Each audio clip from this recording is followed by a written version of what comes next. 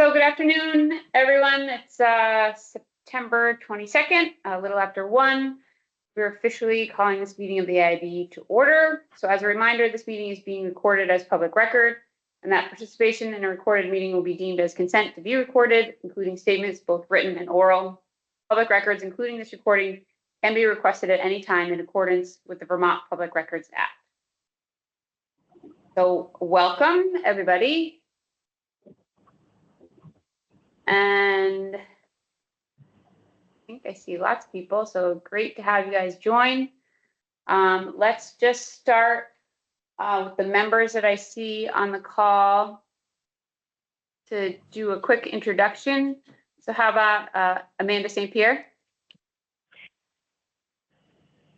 Hi, Amanda St. Pierre, farmer in Berkshire and on the Vermont Dairy Producer Alliance. Thanks, Amanda. Leon? Leon Course, dairy farmer from southern Vermont. We're a certified organic dairy. Thanks, Leon. Abby? Hi, Abby Pajak with the Vermont Department of Environmental Conservation CAFO program. Thanks, Abby. Ryan? Ryan Rebozo with the Vermont Center for Eco Studies. Thanks, Ryan. Sean? Sean Lucas, Extension Agronomist, UVM Extension, Middlebury office. Thanks, Sean. Pam Wadman? Hi, I'm Pam Wadman. I'm a environmental health risk assessor with the Vermont Department of Health.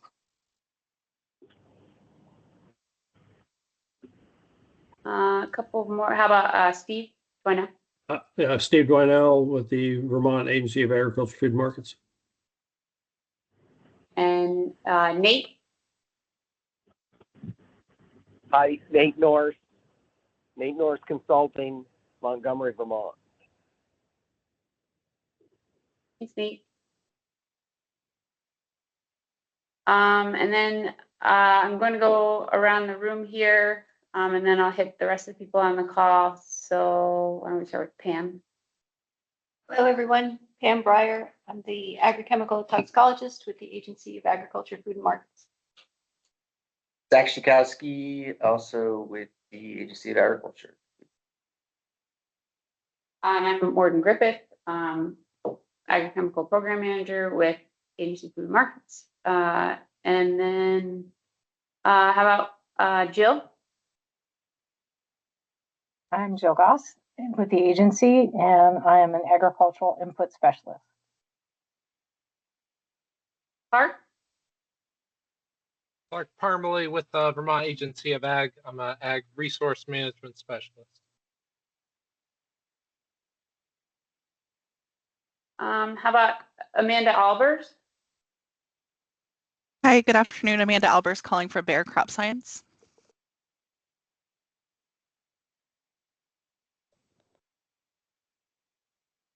Thanks for joining. And then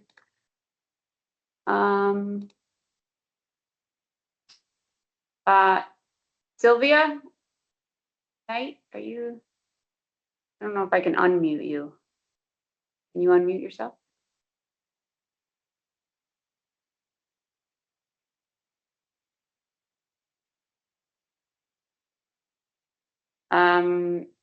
Sorry, Sylvia, we'll have to figure that out again. So Sylvia Knight, I know, so she's joining as a citizen from Burlington. And then plus, I think I have Larry and Austin. You guys want to do a quick, you'll introduce more later, but if you're on now. Maybe not. Well, they're going to present to us later in the agenda, so they'll be able to give a full introduction. And oh, Heather, we're just on introductions. You want to give a quick introduction, Heather? Yes. Good morning, everyone, or afternoon. I'm Heather Darby. I'm with UVM Extension and an agronomist up in the northwest corner of Vermont. Thank you. Thanks for joining, Heather.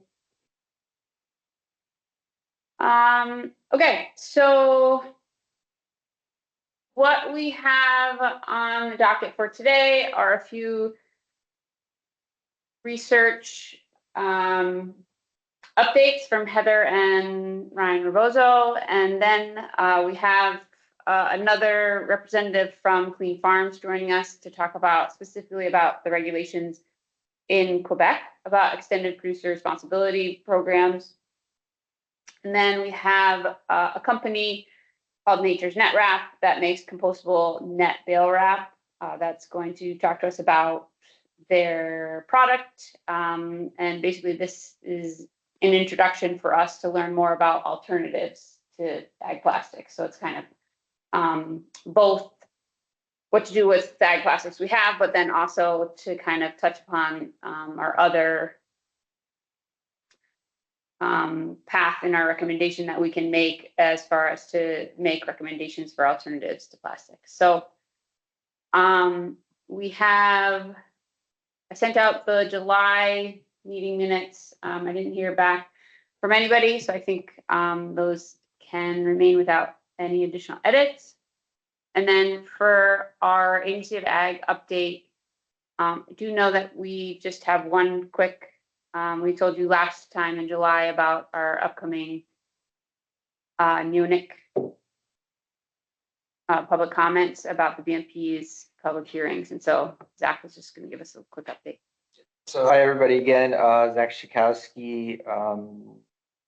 The agency submitted proposed rules for the best management practices for the use of neonicotinoid insecticides and neonicotinoid treated article seeds, July 2nd. Beginning July 9th was the start of the public comment period. We had 5 public hearings, 4 of which were hybrids, in person and online. That public comment period ended the 11th of September.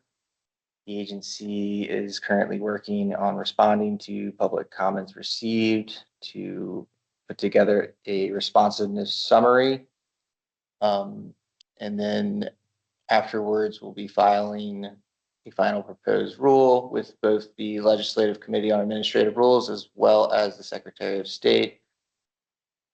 Ultimately, we have 8 months from the initial filing. Again, that would be July 2nd. So at the very longest would be March 2nd, but we anticipate getting some of this done soon. So stay tuned. And thanks to all who participated and submitted comments. Appreciate it. Thanks, Zach. Steve, did you have any other updates from Agency of Ag? No, not right now.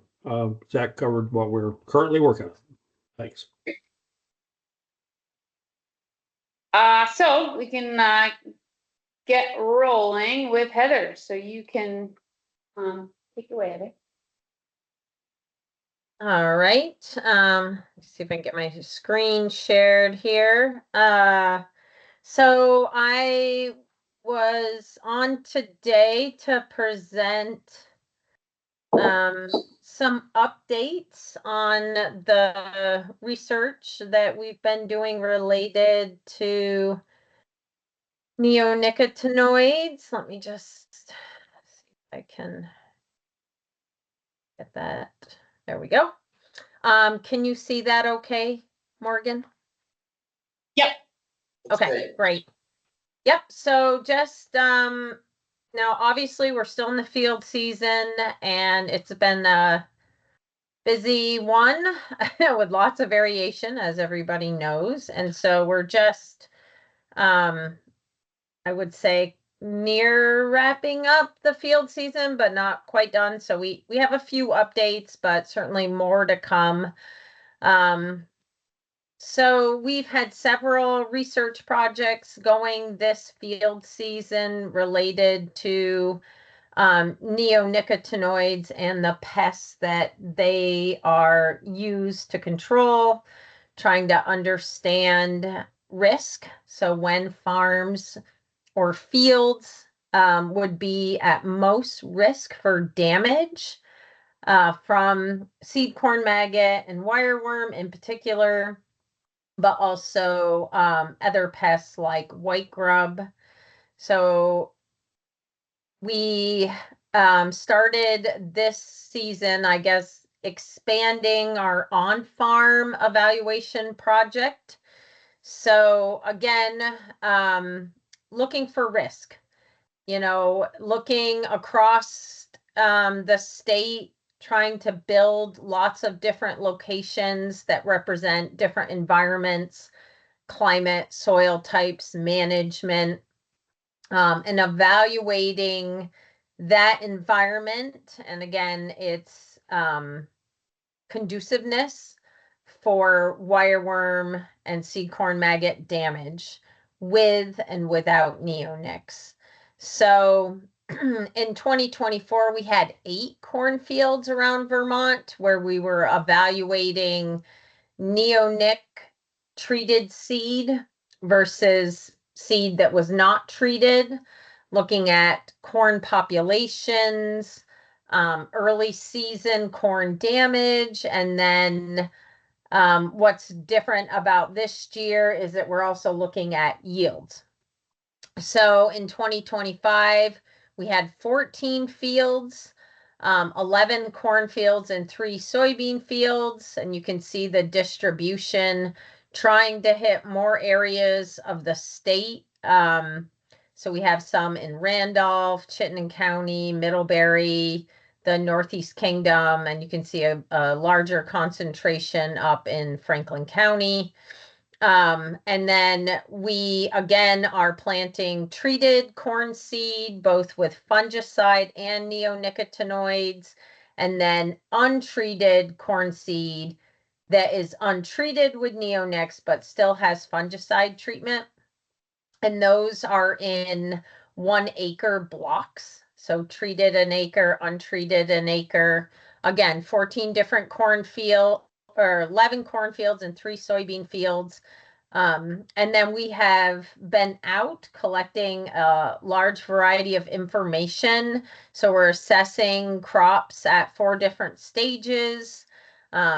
First, we went out and we're digging up seed, looking for damage, looking at early season, very early season issues. Then we went out again, basically about 2 weeks later when the plants were starting to emerge, looking at damage and populations around the first leaf stage. We went out a 3rd time around the 3rd and 4th leaf stage to do a final assessment on populations and crop damage. And then now we're going back out to these same fields and collecting harvest data. So yield information. At each site, we've also looked at soil, neonicotinoids in the soil, and we are also monitoring weather and temperature at each one of those sites. We're hoping to expand this work in 2026 and beyond. Again, looking at risk, trying to capture as many environments as we can over the next few years to determine when insecticide treated seed might be warranted and when the risk is low. So we've also been doing a number of other management trials. These have been housed or located at Borderview Research Farm in Alberg, Vermont, so way up in the northwest corner. Or you may remember from last year, we were looking at the impact of fluency agents on dust and dust leaving planters. We did this last year and we saw a significant difference in seed brand. So essentially, we looked at 2 brands of seed, and one brand of seed seemed to have the neonics dusting off much more frequently than the other brand. And the amount of dust that came off was significantly impacted by the fluency agent. The fluency agents themselves are used to help the seed flow through the planter. And the 2 most common types are graphite and talc. They have also been shown through other research to be abrasive to the seed, and actually are so abrasive that they chip the coating off the seed. And it's that chipping of the coating that can end up in the air, right, from the dust that's coming off and out of the planters. There are a couple of alternatives. So there's 3 alternatives. One is don't use any fluency agent, which may or may not work depending on the type of planter you have, and also the seed type. And then there are some other options. There is a product called Dust that is made from soy protein. And there's also another product called Fluency Agent Advanced through Bayer, which is a polymer that is used on the seed. So we are looking at those 4 fluency agents plus no agent at all. And again, we wanted to repeat this study from last year, and we included an additional seed brand.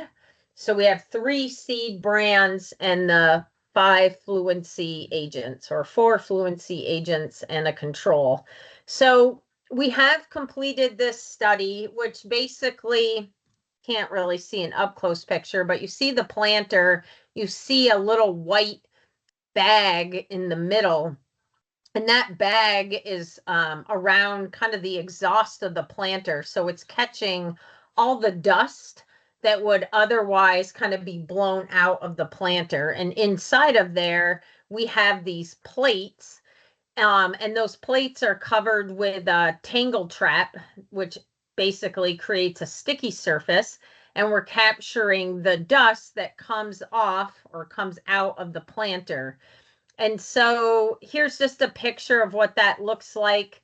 And S1, 2, and 3 are the seed brands, 1, 2, and 3. And then you can see the different fluency agents, and what that looks like once we take them out of the planter.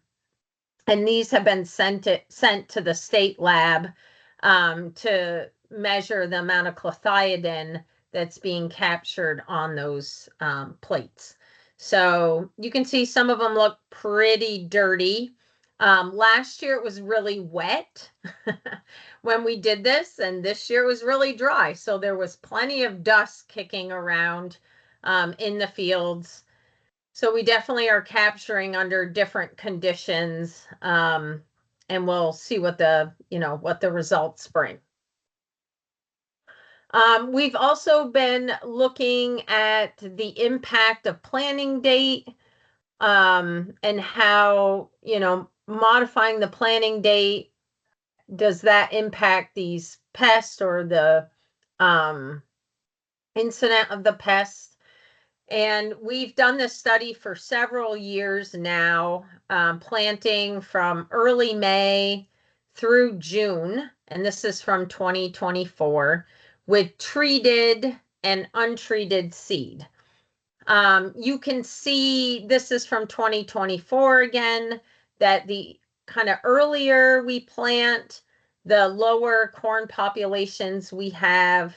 And then when we get into the main planting season, we generally have better populations, better emergence, faster germination. And then you see this outlier in June. But nonetheless, the theory or hypothesis here is if you're planting during more ideal conditions, which is when the ground is above 55 or 60, and conditions are good and warming, then the seed hopefully will germinate quickly and it will not be as impacted by these soil insects. But again, you can see the earlier we plant, generally, the lower populations we're getting. And again, this can be from a whole variety of reasons. Can be insect pests, other fungal diseases, etc. So we looked at the corn populations, and we were also monitoring seed corn maggot flights. And again, this was in 2024. And you can see that there was a flight in mid-May, and that flight didn't really seem to impact the population of corn too much. And then we had another peak flight in June. So we're trying to match up flights with planning dates, and how that's, potentially can impact corn populations and ultimately corn yield. So here are the yields. And again, this is from 2024. And you can see that the yields are in yellow. Overall yields were higher later. Oh, I'm sorry. This is seed corn. Yeah, yields and damage. You can see the yields are higher in May, kind of the end of May, and this is very common. We already know this. That's the ideal time for planting corn. And then on, either side of that, you can see lower yields.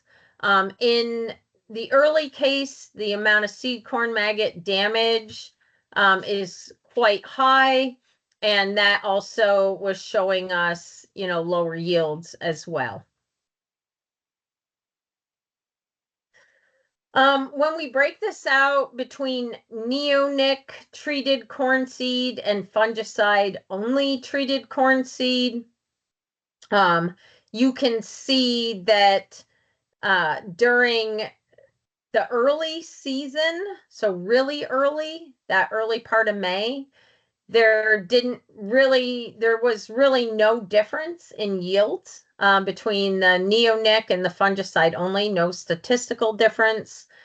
But what you can see later in May, during those more ideal times actually, when we had better conditions and actually lower seed corn maggot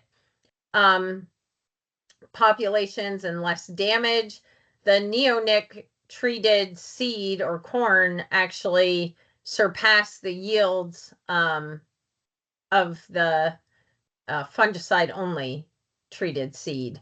But overall, especially early in the season, it doesn't seem to make a significant difference in this first year of data collection, which was 2024. All right, so we're in 2025, and again, we're just getting towards harvest here, but these were the corn populations by planting date in 2025. And you can see we started planting at the end of April, and then we tried to plant weekly through June. We definitely were not hitting our target seeding rate. We were seeding at that target rate, but what was coming out of the ground was much lower until essentially June. So it was cold and it was wet this spring. Everybody knows that. We had a lot of delayed planting, and you can see how poor the populations were. And again, this is a whole host of reasons for those low populations, not just insect pest. Okay, so here's the difference between treated and untreated seed. So you can see, again, like I said before, this is in 2025, the populations were actually higher in the untreated seed than in the neonic treated seed at the end of April. But then by early May, we kind of saw the opposite, where having the neonic treated seed had better populations than the fungicide only. And then after that, there were no differences between neonic treated and fungicide treated only populations. What I don't have here yet, oops, sorry, are the flights. So when were the seed corn maggot flights occurring? And generally, we do see a first flight in early to mid-May. So it is possible that by May, that second planting date, that we could have seen a flight and there could have been more seed corn maggot around at that time. But that is yet to be seen. Okay. So the other study that we've been doing is focused on different insecticide controls. So you can see here, we've been looking at neonics, diamides, and spinosids. Spinoside would be an organic alternative, but also conventional. Diamides is a conventional alternative.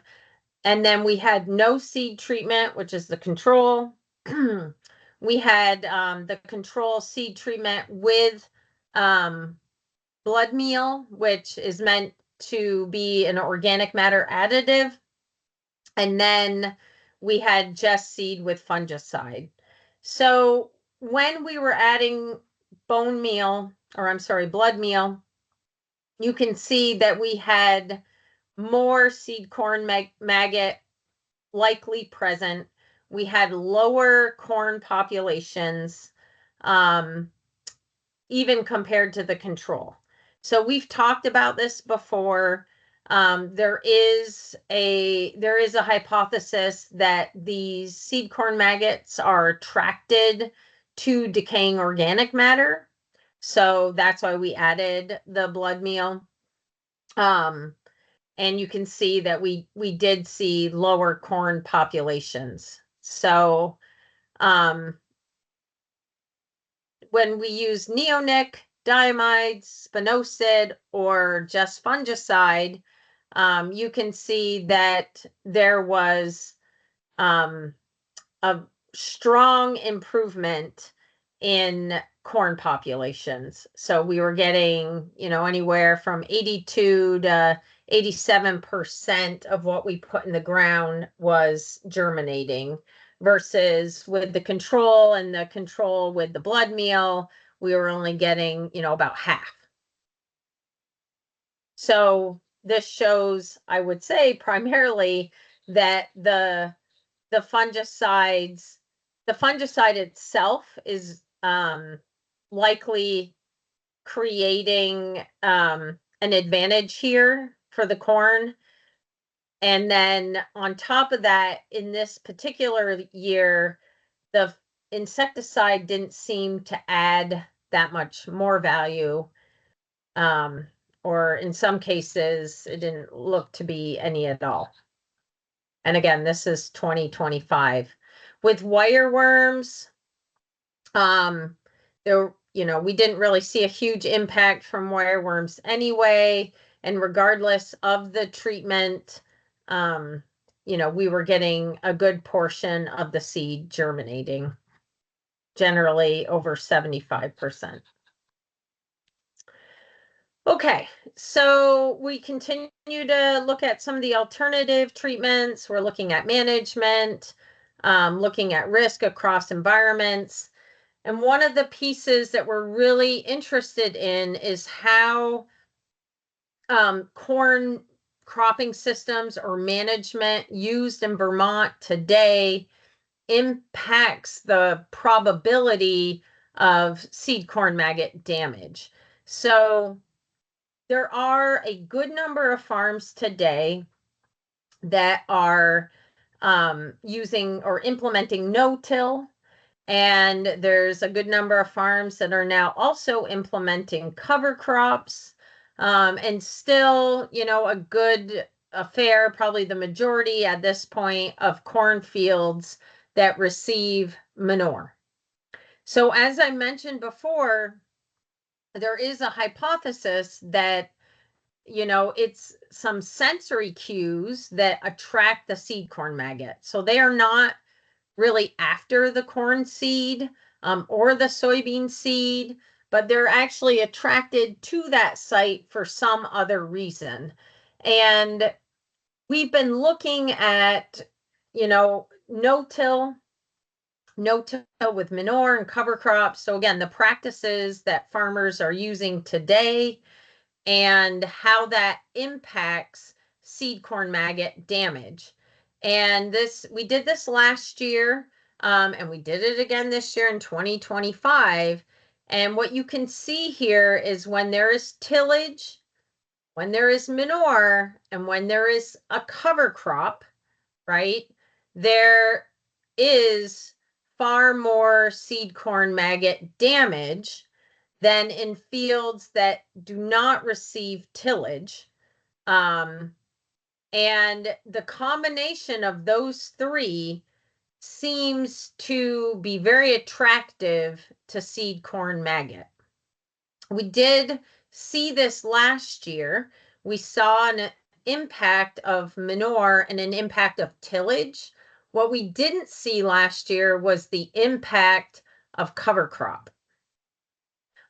This year, the cover crop we had at the trial site was really thick, very robust, and so it was tilled under.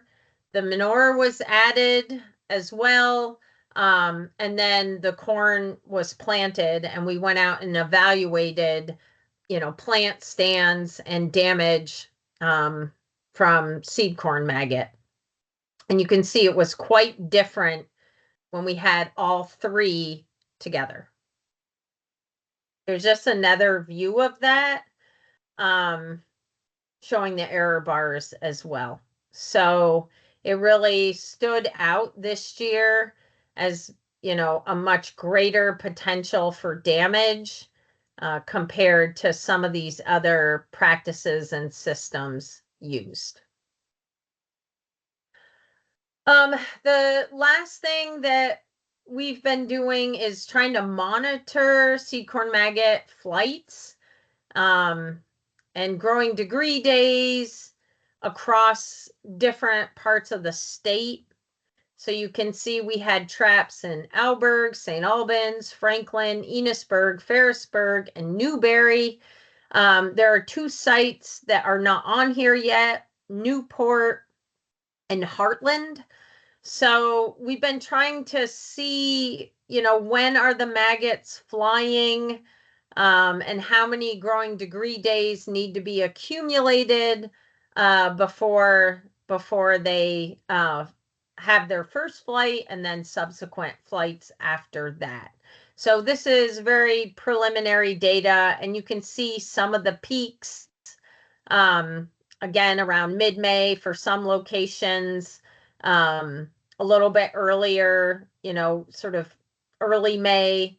You can see for St. Albans, it looks like there's a peak flight there.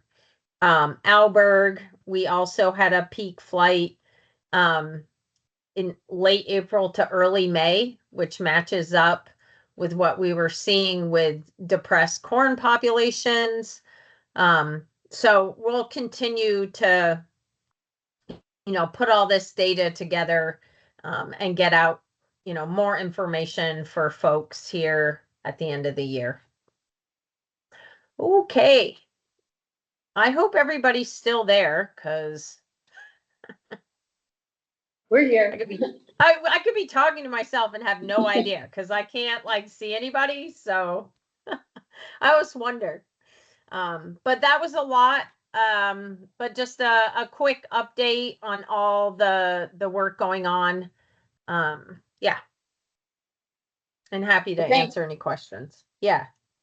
Yeah, thank you. Does anybody have any questions for Heather? Either online or? I do real quick, Mandy St. Pierre, Heather.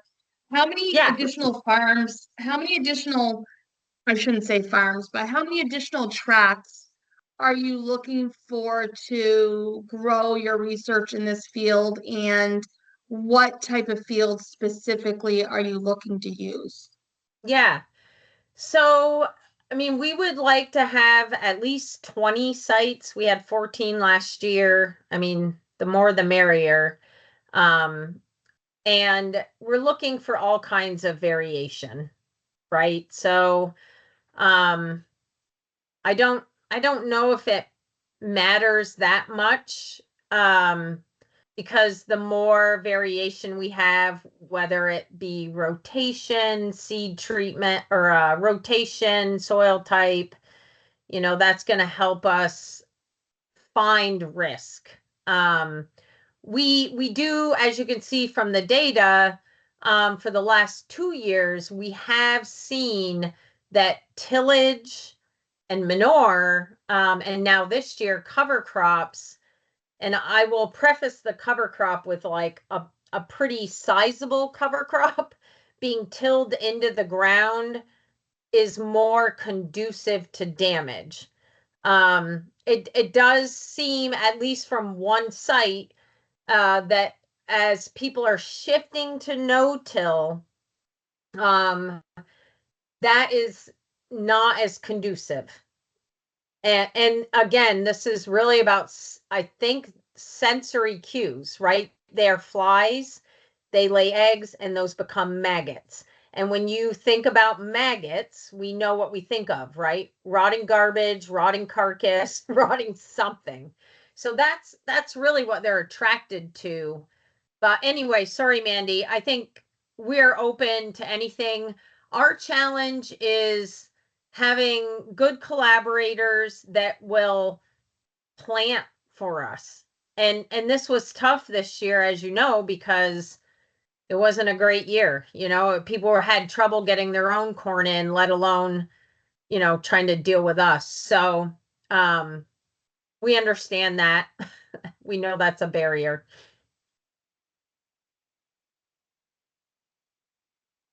Heather, John? do you think that with the manure, cover crop, tillage treatment, that the aeration is speeding up the decomposition and maybe releasing greater amounts of those cues that you're talking about?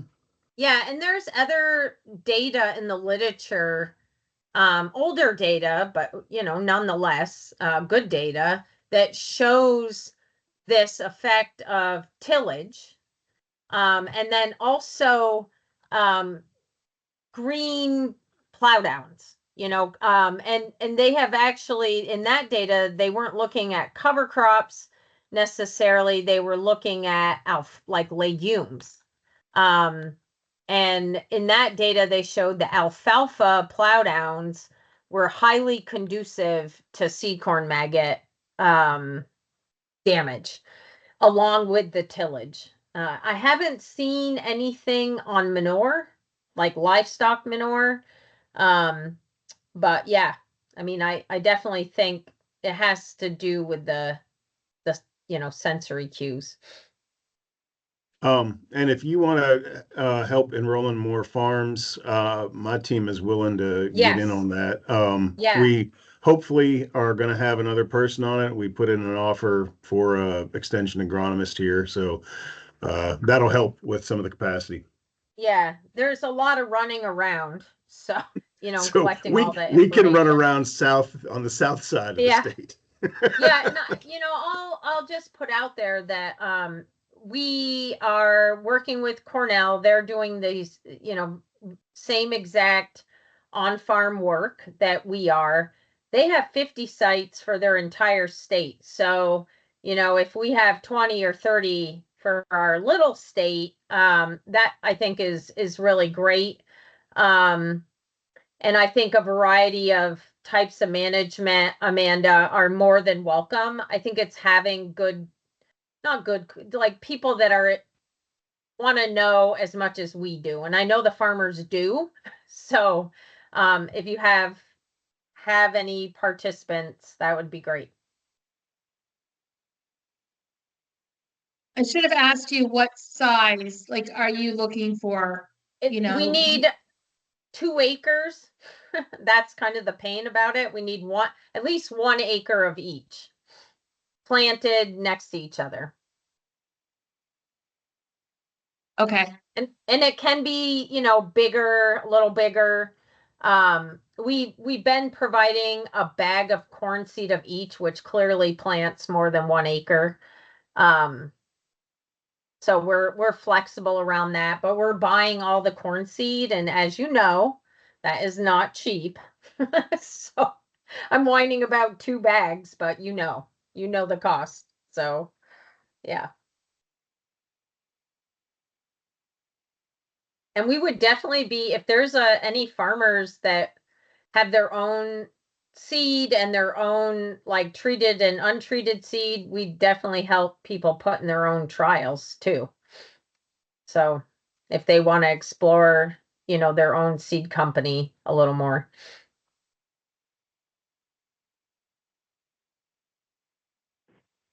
Heather, this is Nate Norris. I had a question about the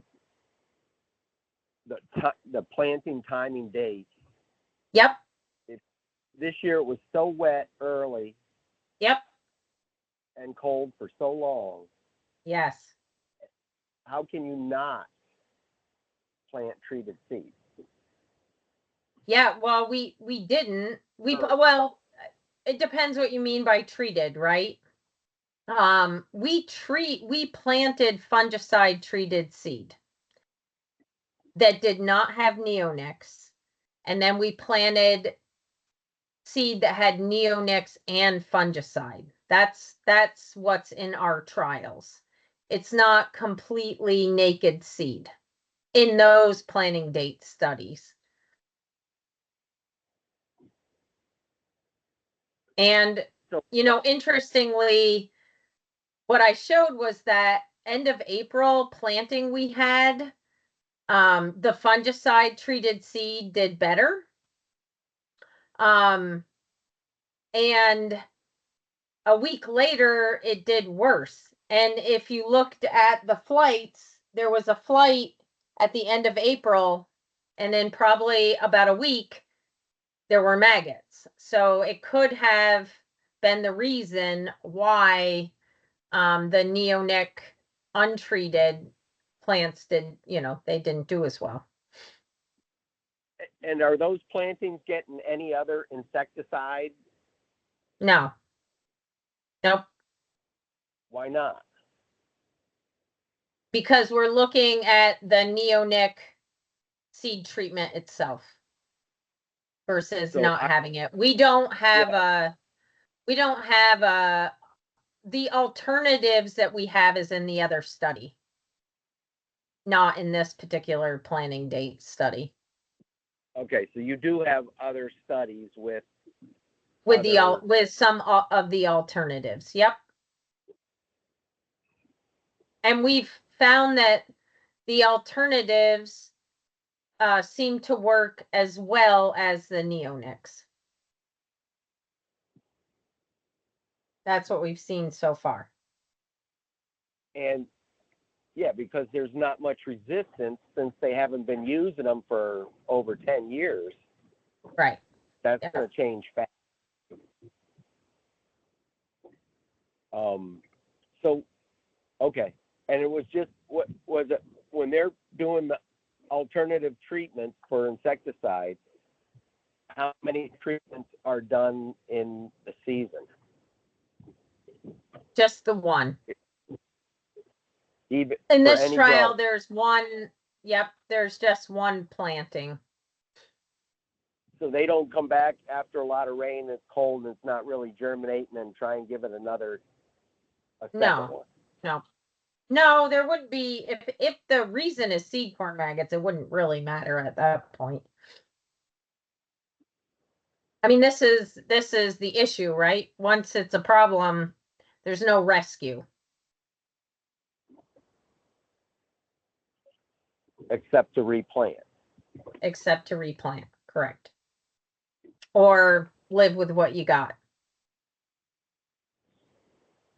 No, I saw a lot of corn that was planted late and there isn't much of a crop there because it was so dry.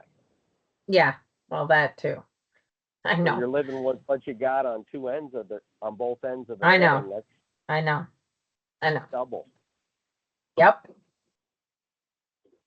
Okay. Just wanted to make sure everybody understood that. Yep. Thanks, Nate. Thank you for your time. Yeah, thank you. And thank you, Heather. Are there any other last questions for Heather before I turn it over to our next research update? Thank you. Great. Thanks, More to Heather. Thanks so come. much. Yeah. Yeah.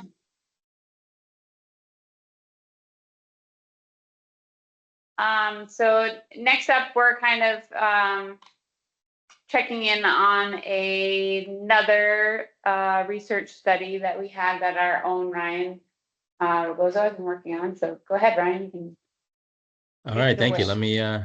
Let me try to get my screen shared here. How's that looking? I can see it. All right. Yeah, so I'm Ryan Rebozo, Science Director at the Vermont Center for Eco Studies, or VCE. And today I'm just going to do kind of a real quick look at kind of the genesis of this little monitoring project we got going on, where we're at so far, and talk about why VCE as an organization is interested on wild bees on farms. So I'll apologize ahead of time if I'm looking to my right. I'm just making sure I got the two screens going. I want to make sure I'm on the right slide as I speak here. So just real quick about VCE, Vermont Center for Eco Studies. We're a research nonprofit that's focused on applied ecological work. So we're interested in asking research questions that can improve what we know about rare species, their habitats, their management. The research piece is kind of the core of what we do, but we have a lot of work focused on long-term monitoring to tell stories over time, trends on species and their habitats. Most every project we have, the majority of them at least, have a community science component to them. And then the other piece of our kind of structure is big biodiversity data. We have this big repository of all things biodiversity in Vermont called the Vermont Atlas of Life. And, that helps us do a bunch of things. It gives us a really good idea of the diversity that we have in the state now. It allows us to model what things might look like in the future. So, those four pieces combined kind of drive a lot of our work. Historically, VCE was very much a bird-focused organization, but over the last couple decades, we've started expanding our expertise, and one area is in entomology and more specifically pollinators. And a lot of that started back in 2012 with our Vermont Bumblebee Survey. This was done much like breeding bird atlases, where we broke the state up into blocks, and over the course of 3 years, systematically surveyed throughout the growing season to get, at the time, our best idea of wild bee species richness in the state. So it really expanded our knowledge of native bees, again, starting with bumblebees and then a few years later expanding to all our wild bees. That kind of figure on the bottom shows the number of native bee species documented in the state, and you could kind of see a spike in line with these two big surveys. So, we identified all these new species in the state. We had a good sense of their distribution, and it kind of culminated in this report, The State of Vermont's Wild Bees, that did a few things. Like I said, it outlines what we know about bees at that time in terms of the species found in the state, their distribution, their interactions with our plants, and all kinds of things in between, conservation, suggestions, threats to populations and communities, and what potential next steps might be in terms of research or monitoring for these species. Just to kind of highlight some of these findings, I think because they're relevant to a little bit of the work that we're getting into now. 352 species total of wild bees in the state, most of which were just identified in the 3 years leading up to the report, 2019 to 2022. At least 55 rare species in the state. This kind of wealth of information allowed us to do several things, and one of which was identify important bee areas in the state, areas that either have a unique assemblage of wild bees or support habitat that have kind of an outsourced number of specialist species associated with them. But getting kind of a little closer to home here with the ag side of things, we really wanted to track as best we could bee interactions with different plant species. So we have records of at least I guess on this slide here, I have 438 different plant species where we have bee records with. And about half of all the species in the state, 174, were found visiting crops. Along those lines, we have the kind of, at this point, the beginnings of painting a picture of what bees are actually visiting crops. We kind of leverage that to some of the information we have in the literature that really points to wild bees performing the majority of pollination services, even where honeybees are present, and the fact that, in certain crop species, wild bees are the most efficient pollinators of those crops. There was a good study specifically looking at blueberries in Vermont and tied, some of the increases in yields to visits from wild bees. But some of the long-term goals and recommendations that came out of this report was identifying places, and farms were called out specifically, that can work to support our wild bee communities. We called out building capacity to monitor more wild bee populations. And of course, because of the number of bees found on crops, farms were kind of a prime target for us, and increase outreach education and fill important knowledge gaps of certain species and locations. So all that's to say, that kind of brings me back to some now conversations that we had with Agency of Ag. Initially, just kind of broadly focused on pollinators on farms, right? With the idea being, if we were to kick off a monitoring project and potentially a long-term monitoring project on farms for bees, what would that look like? What would we be interested in? How can this kind of help fill in some of these information gaps? And basically what we came up with through these discussions was to try a pilot year of monitoring on farms specifically focused on our wild bee species. We went through kind of several iterations, and we felt that for this first year, we wanted to try 5 different crop types to try to round out that story. So apples, blueberries, pasture. So in our case, more specifically, I should mention sheep pasture, mixed vegetable farms, and soy. So the idea was we would take these different crop types and do a combination of both passive and active surveying for wild bees. UVM extension was really helpful in making these initial connections to farms. Like I mentioned, we highlighted farms as kind of this important piece to understanding our wild bee diversity, but that's not an arena we've really worked in, right? So we were kind of starting from scratch and making these connections this first year with the help of UVM extension, specifically Laura Johnson, really kind of put everything together here. So like I mentioned, we picked kind of a diversity of crop species with different times of peak blooms, with the hope of casting kind of this wide net and beginning the process of telling a story of what bees are on these farms, right? These are all commercial farms, so what kind of diversity are they already supporting? I should mention that, we're certainly kind of casting a wide net here, taking a look at all species, but a lot of our commercially grown crops also host some pretty interesting specialist species. Some crops that come to mind would be things like blueberries, sunflowers, squash, ground cherries, tomatillos. They all kind of have their own specialist bees, and this kind of gave us an opportunity to try to identify those as well.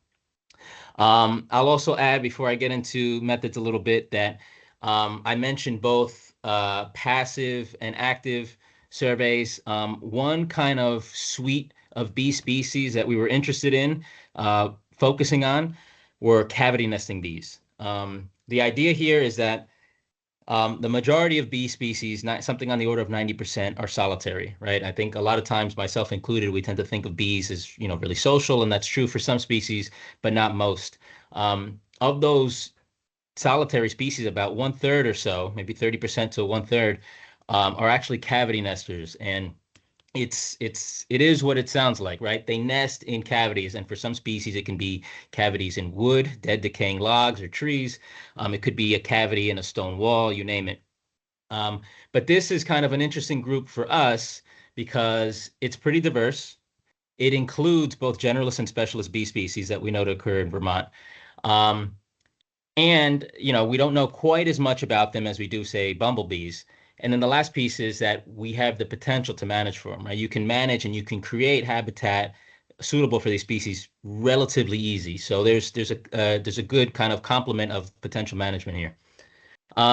So for our surveys this year, we want to try these cavity nesting blocks, so bee boxes with a kind of a complement of, you could see on that picture on the right there, the drilled wood block, white pine block, and then a mix of paper straws and bamboo to kind of give a diversity of diameter-sized cavities that different bee species can use.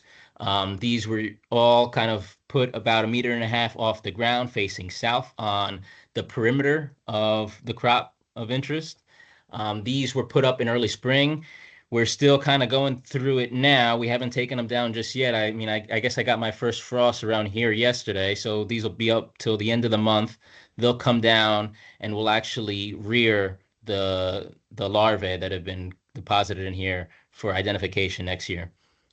In addition to that, we have active surveys. So in our case, these are pollard walks. And all a pollard walk is basically a timed survey along a predetermined transect where you're out there with your insect net and you're catching and identifying all the bees you find along that transect. So kind of the added value to that,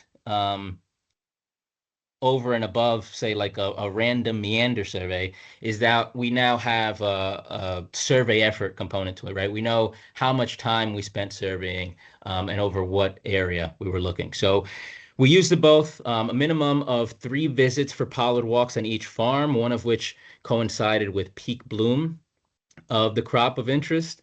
So we wanted to get these different flight periods of bees throughout the summer. Each species kind of has their own flight period where they're most active and most easily identifiable. So we wanted to be around there for that to make sure we didn't miss much. And we also, along the times of those pollard walks, those transect surveys, also took ordinal abundance of flowering plants. We wanted to know what was flowering at the time we were encountering these bees. If and when we found the bee on a flower, we made sure to record those interactions. We had a couple ways of doing that. We had our data sheets that we're kind of entering now and going through. We have our voucher specimens for bees, and we also kind of created this project page where we're tracking each individual bee we identified, even those that we let go. So this is a nice complement to our voucher specimens because it allows us to keep really good detailed records of photographs we take of each individual specimen, time, location, interactions with plants, you name it. So this is going to be kind of helpful as we start to put together some of these final reports at the end of the year. So again, we recently wrapped up these pollard walks. Still haven't taken down our bee boxes, but we'll soon. So we've got quite a bit to do to kind of round out the picture of what we've been finding this first year. But just in terms of species richness, like I mentioned so far, and we still have some more identification to do, we've got 59 species of wild bees identified on our farms. Again, these 5 crop types, which is, given the types of surveying we were doing, a significant portion of our wild bee population. So that was good to see. 9 of those 59 are currently considered rare in Vermont. So if you go on Fish and Wildlife's rare species list and you go down to insects, we do have quite a few bee species that are considered rare in the state that are formally listed, and we identified 9 of them, 4 that are S2, 5 that are S3, and I guess I should just mention what these S numbers are state ranks. So, any species is going to have a global rank for its rarity and then a state rank. And global just means the extent of where it's found, its total distribution. And then state because, state boundaries are a little easier for us to wrap our minds around. And that's kind of where policy happens. So it makes sense to have its own number. All these numbers are 1 through 5. 5 are going to be those species that are most common. 1 are going to be those that are critically imperiled. So we had S3 species, 5 of those are considered uncommon, and S2 would be 4 imperiled species. And 1 was actually a globally rare species, G3.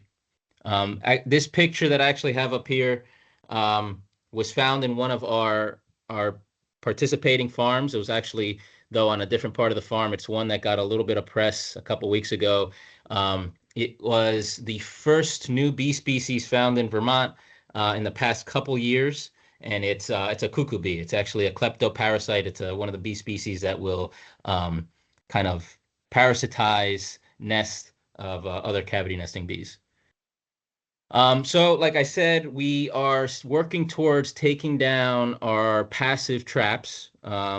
They will be reared. They basically, what most of these bee species do is they'll dig out a cavity, use a pre-existing hole.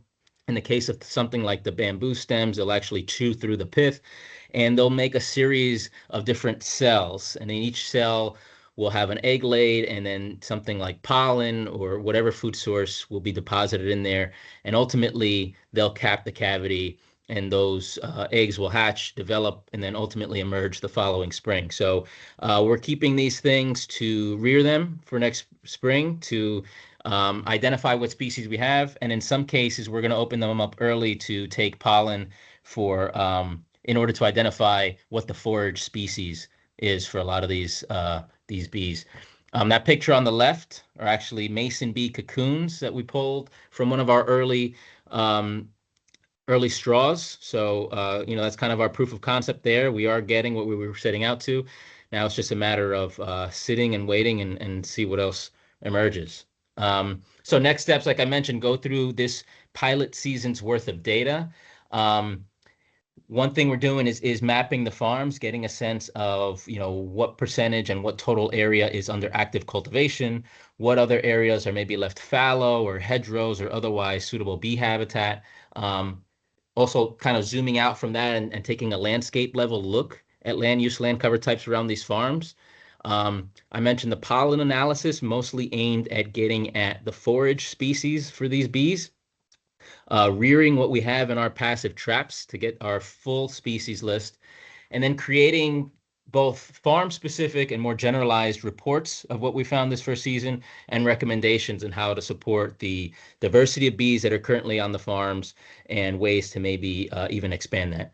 We're kind of at the point where looking forward, if we're able to continue some of this, we would love to drill down on some more specific questions that can get at practices that are currently supporting diversity on these different crop types for bees, how to improve some of those, how to improve methods for detection of some of these species. But a lot of that's going to kind of depend on increasing our sample size. So limited sample size this year. So it kind of limits what we can say so far, but we are laying down the foundation for better understanding of wild bees on farms, certainly their richness, and hopefully we can get at things like diversity and better tease out the interactions between specific bee species and the flowers that they're visiting throughout the growing season. So that's kind of where we're at now. Like I mentioned, the still kind of at the tail end of our pilot season, hoping to see this continue, hoping to see it grow a little bit because there's some good potential here. We're already finding good species, so it'd be interesting to see what another year or two of this might look like. So let me stop sharing here, and I'll take any questions. Thanks, Ryan. Steve, go ahead. You have a question? Yeah, thanks a lot, Ryan. That's really interesting. It'll be great to see the reports when you finally get them going, go over them in some detail. You said you had a limited sample size and you wanted to expand it. What are you thinking in terms of how much more sampling you need? Yeah, part of that will come out as we start going through some of these data. I think early on when we were first talking about maybe just doing 1 or 2 crop types, we probably, I want to say we were looking at something on the order of maybe 15, right? But we ultimately ended up doing 15 total this year, about 3 farms for each crop type. Soy was the one exception.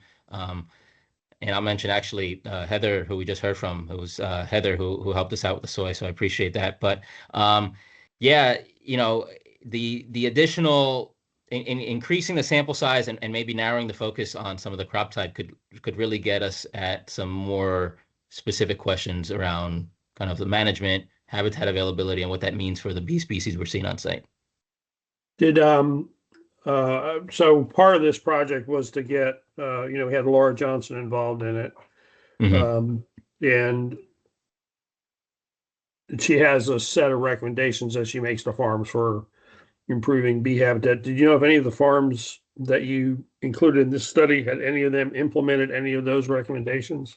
Yeah, I think out of the 13 we identified, there were 3 that told us that they had implemented some of those recommendations. And I got to say, most everyone else was interested in doing so moving forward. Everybody, and this was nice to see, this was our kind of our first connections with a lot of these farms. They were all really on board. They were, looking forward to hearing about what we found and at least have some interest and hopefully some capacity to implement some of these management practices. Great, thank you. Yep.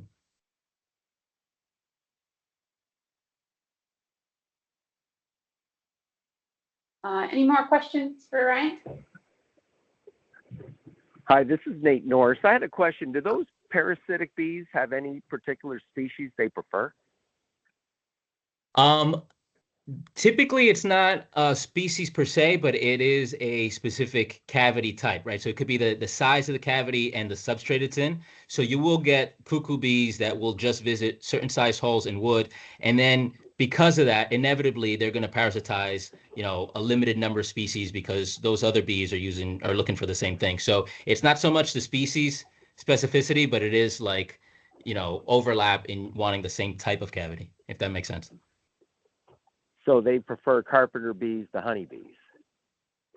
Not necessarily. So it depends. So we have quite a few different cuckoo, both bees and wasps, and among those species, it's pretty wide ranging in the cavities that they'll go after. But yeah, I guess yes, more specifically to honeybees and that kind of hive structure, right? They wouldn't they wouldn't actually be parasitizing honeybees.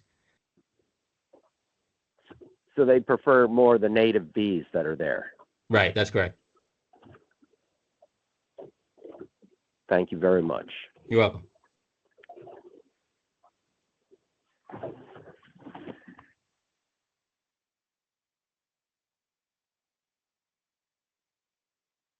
Great. Any other questions for Ryan? Awesome. Well, thank you, Ryan, so much for kind of giving us a glimpse at what you're seeing, even though it's a little early, but we like keeping track of it. So thanks for keeping us in the loop. Yeah, thank you.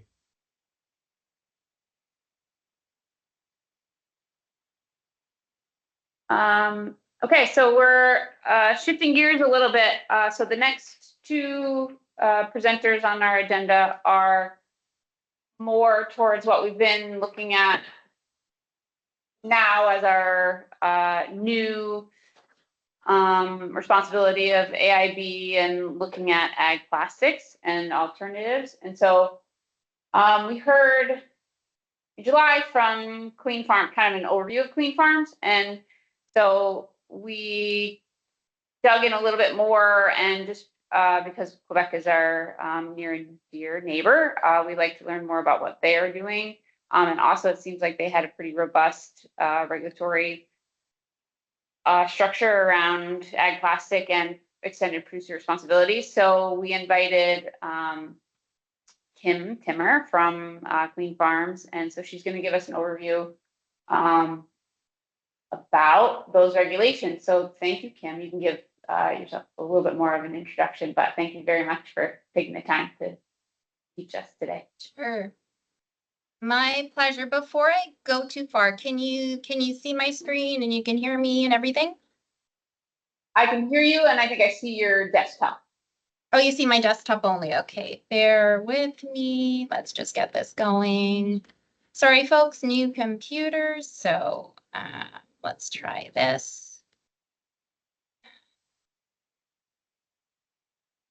And then while I'm waiting, And then, forgive me here, let's get this.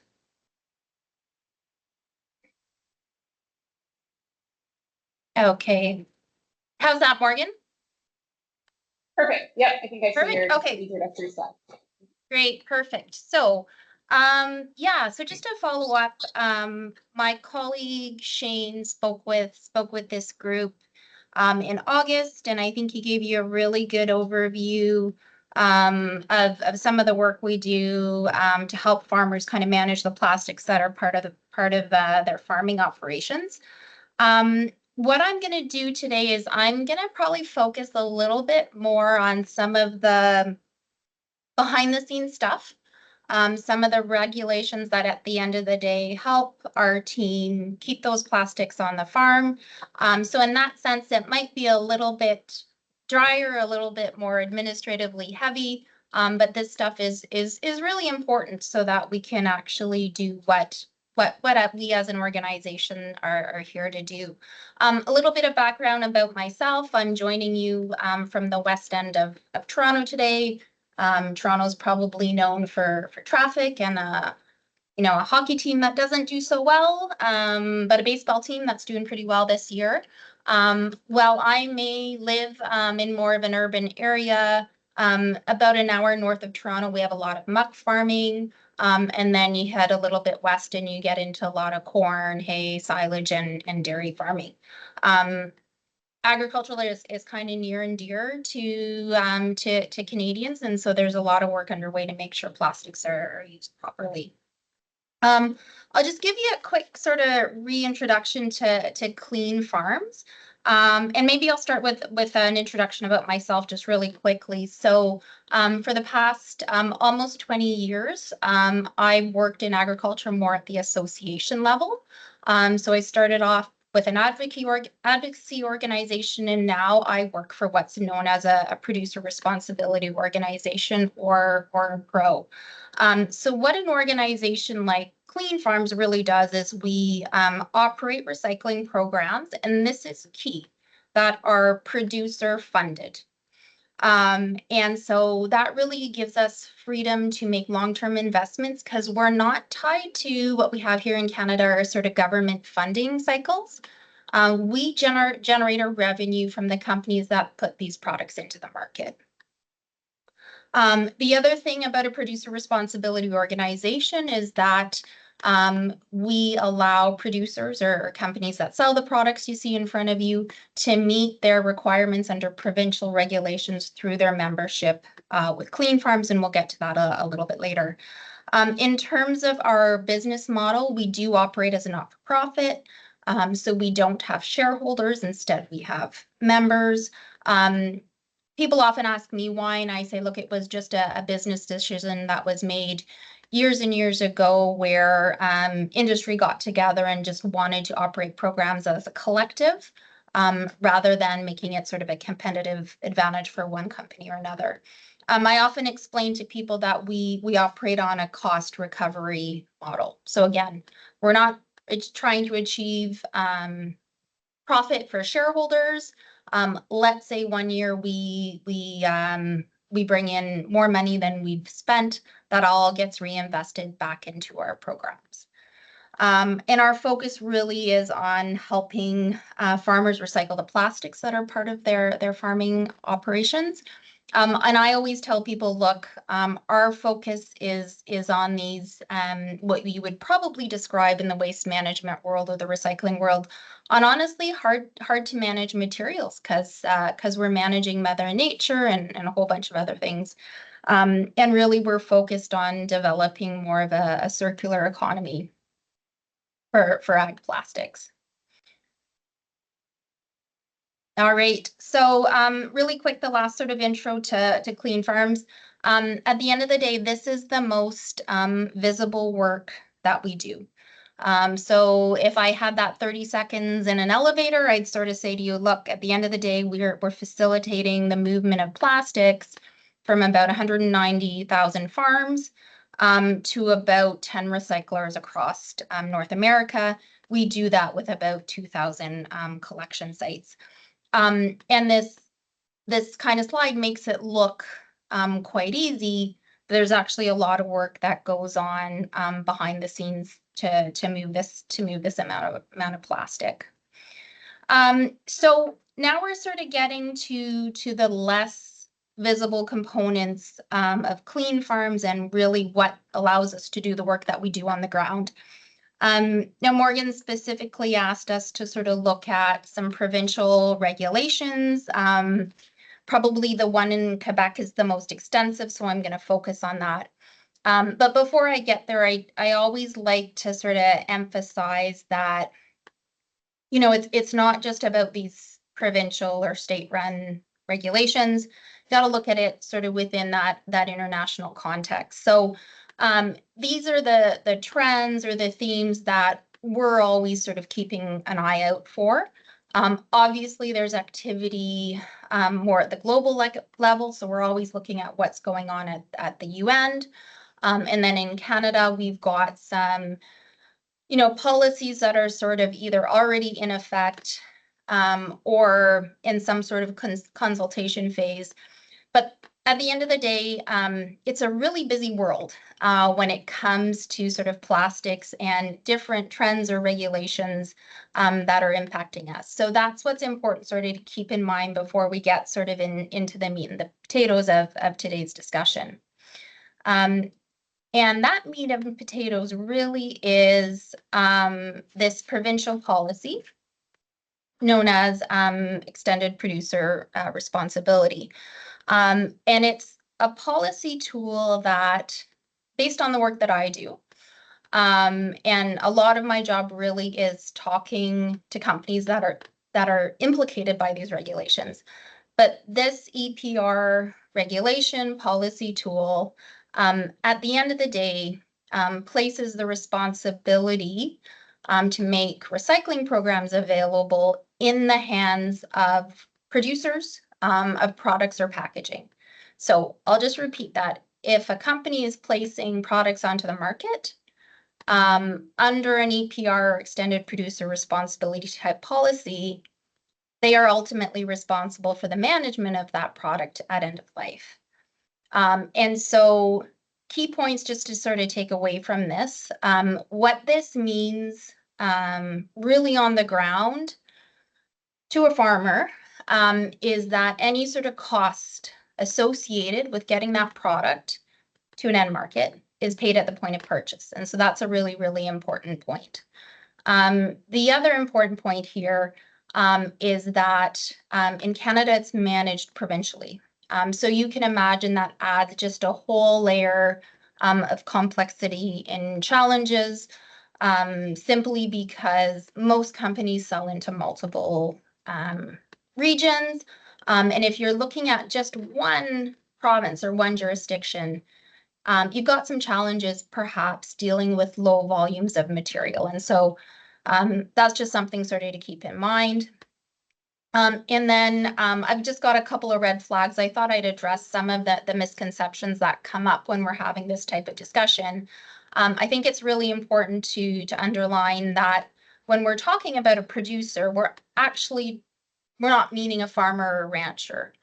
We're really meaning who supplies that product into that region. And so sometimes when you're talking with farmers in Canada, the term producer is sometimes used interchangeably with farmer and rancher. So it's really important to sort of get that misconception out of the way early.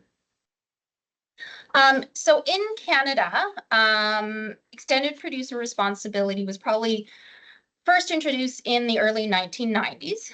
And then if you really look at provinces when they introduced extended producer responsibility in agriculture, that started in about 2011 in Manitoba. So we have about 15 years worth of experience managing extended producer responsibility type programs and these types of regulations in Canada. Again, as I mentioned earlier, they are managed on a provincial level. Not all of the provinces in Canada have EPR for agriculture. If you were to say to me sort of why was it really introduced? Well, what we sort of saw is this sort of trend happening where municipalities who are sort of by default, often sort of tasked with waste management, started to sort of put pressure on provincial governments to transfer that responsibility to industry, because industry, working at the provincial level sort of had better access to end markets. And ultimately, they wanted this sort of producer or polluter pay sort of policy. The other thing I'd sort of point out here is that if you're looking at trends and just how EPR has changed over, let's say its history in Canada, what you're seeing is these regulations are really focused on not just putting the responsibility of payment on producers, but producers are responsible for paying the program and then also operating the program. If you reverse, I don't know, 20 years ago, what you had are sort of policies where companies just had to pay and then the government ran the program. But what you're seeing now is this trend towards more producer-run programs where producers really have the responsibility, not just to finance, but actually move those materials to end markets. That's the trend we're seeing in the EU as well. Sometimes you'll see exemptions for pre-existing voluntary programs. In the US, there's an organization similar to Clean Farms called the Ag Chemical Recycling Corporation, and they manage a pesticide container program. And I know what they're doing in certain regions where EPR is introduced. They're aiming for an exemption for their program. But if I were to sort of sum this up, these regulations are popping up and they really are here to stay. So now we're going to sort of get to the meat and potatoes of today's discussion, which is really a drill down on one specific regulation in particular in Quebec. And this goes back to 2022, when the province of Quebec introduced its regulation respecting the recovery and reclamation of products by enterprises. We use the acronym RRVPE. And sort of what I'm going to look at today, when we look at this regulation, is I'm going to sort of dissect two specific questions, and then we're really going to drill down on the last statement on this slide. So again, this is going to be a little bit dry, but it's going to be really, really important. I've talked about it already, but I'm going to talk about it again, just who has the legal obligation under this regulation. And then we're going to look at what exactly that legal obligation is. And that's going to lead us to our sort of last question, which is a really important one, which is how much is all of this really going to cost, or what is the impact to the farmer or the producer? So let's look at this who a little bit more. So who has the legal obligation? At the end of the day, we like to use the term, it's the first seller or the first supplier into the province. So I'm going to give you an example. Let's say in the province of Quebec, we've got a company that manufactures, I'm just choosing this out of nowhere, sort of a water treatment product that's used on the farm. So you've got that one manufacturer, and then they supply product to, let's say, 10 different retailers who then supply the product to 200 farmers. Think about that scenario. And then the company that has the legal obligation is that manufacturer that's located in Quebec. So that's the company that ultimately is legally obligated by this regulation. So the natural next question is, well, agriculture is very integrated. How do we handle situations where, let's say, a manufacturer of that cleaner is located, whether it's Ontario or whether it's, across the border in let's say, New York or somewhere? Well, it's really, really interesting. Quebec's regulation actually states very explicitly that a supplier that's located out of the province, if that supplier sells directly to a farmer, or if that supplier has a sales rep, even if it's a home office located in Quebec, that supplier that's located out of Quebec actually has a responsibility under the regulation. They're the ones that assume all of these responsibilities.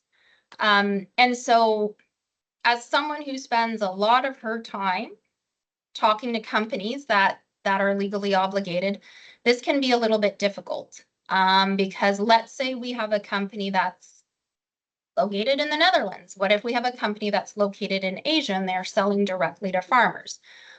Every sector is a little bit different, but that can be a huge challenge when we start to realize the fact that a group like Clean Farms relies on financing from that company in the Netherlands or that company in Asia to operate its programs. So it's a little bit of a this whole who sort of question. It's really it's really important that provinces get that right. So when I'm going through this conversation, I naturally get the next question, well, what about the end user? Like what if we have a farmer who's importing from that company in Asia? Like, don't they have the legal obligation? And when you actually examine the regulation in Quebec, that answer is no. But I did mention that EPR and ag exists in a couple other provinces. And out west in Saskatchewan and Manitoba, if somebody imports for their own use, they do actually have a legal obligation. And this is so important because what you're going to hear a little bit later on is financing these programs is critical to their longevity. So I've harped on that a fair bit, but just to go a little bit further on about who has the legal obligation, we've defined a first seller, but in Quebec, the way the regulation is structured is it's the first seller of 7 distinct categories of products. And I've listed them here for you. But in a nutshell, the government in Quebec took a really unique approach where they just, you almost think that they sent somebody out to a farm to identify any type of plastics that's used on a farm. And then they made sure that product was included specifically in the regs. So we've got 7 different categories of products. They've used a little bit of a phased-in approach in terms of this, what I sort of say the start date. So when does that legal obligation start? Keep in mind some of the timelines that I've noted in the bottom right-hand corner. Quebec released the regulation in 2022, and then most of these suppliers of these products, 5 out of the 7 categories, their legal obligation started a year later in 2023. And then for 2 of those 7, it starts in 2027. So that is a very sort of quick turnaround time. And then moving forward, I think it's really important to sort of start to define what is that legal obligation. So what do these producers have to do? So again, my elevator speech is always the legal obligation is to develop and finance a government-approved program that meets targets. And I know that's really dry, but at the end of the day, that's what the legal obligation is about. And most regulations in Canada give producers 2 ways to meet that legal obligation. Producers can oftenly operate their own government-approved program. That option is very rarely used. The other option is they can delegate that responsibility to a collective like Clean Farms, which is by far the most popular choice.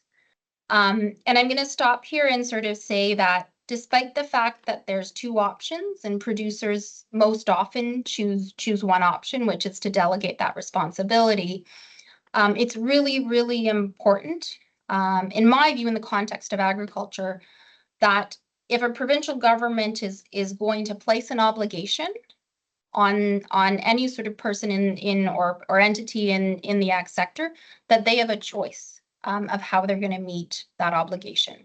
So choice in how you meet that obligation is is just a sensitive issue here in Canada. The other thing that's really sensitive is enforcement of regulations. So there's one thing to put a regulation in place.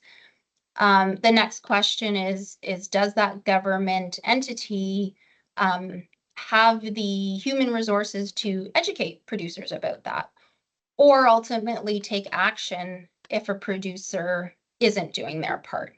So those are just a couple of the sensitivities that we're dealing with.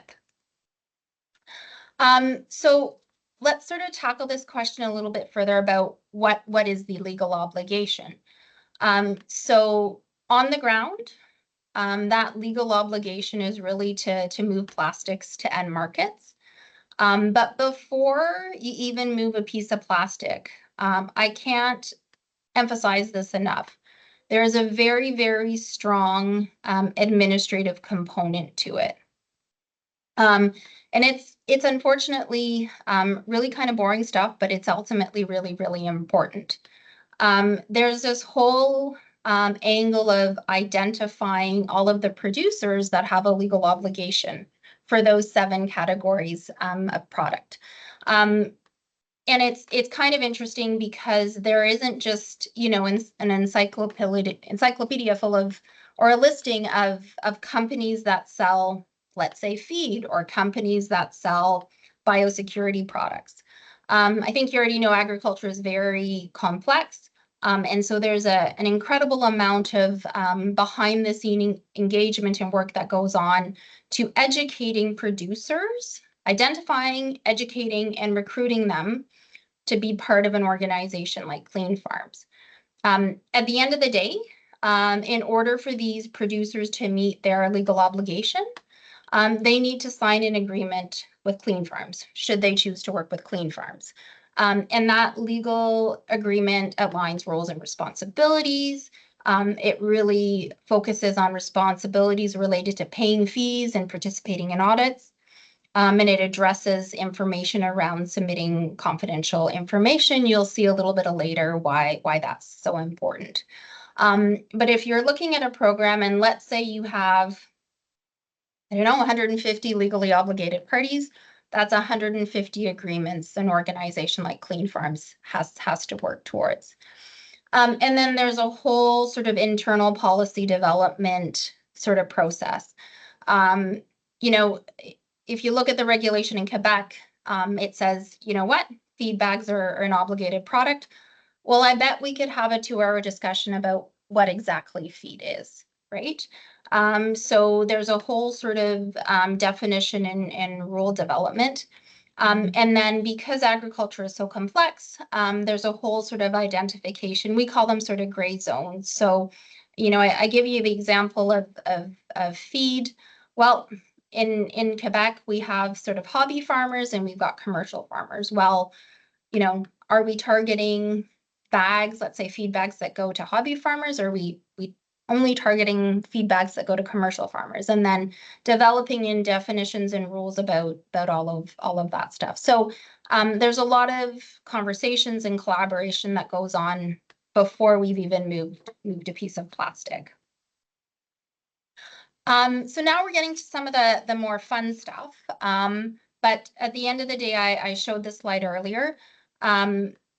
You know, a government improved program kind of looks like this, right? At the end of the day, we're moving plastics to end markets. Just to give you a little bit of a view of what this looked like, in Quebec, we've got about 200 collection sites. We mostly use a depot style collection model where we've got permanent locations. And then we also use sort of blitz style collections as well. I wanted to give you sort of an idea of what a depot style collection site looks like. I actually took this picture kind of last week. But again, I want you to sort of focus on the fact that we're asking sort of a collection site. And in this case, it is what we call an ag retailer. So somebody that sells pesticide, seed, fertilizer to farmers. And at the end of the day, what we're asking a collection site to do is temporarily store material before we arrange for it to be transported to end markets. And so this is a significant amount of space that somebody is dedicating to this activity. And so there's the space commitment, but there's also that sort of human resources component. Because what we ask all of our collection sites to do is really inspect the material at the time of drop off. Often we'll get questions about, how do you manage contamination, or how do you make sure that all of the plastic that comes into a collection site is actually sent for recycling? And it's really about getting good quality material from farmers. And so a lot of that happens through one-on-one conversations at collection sites.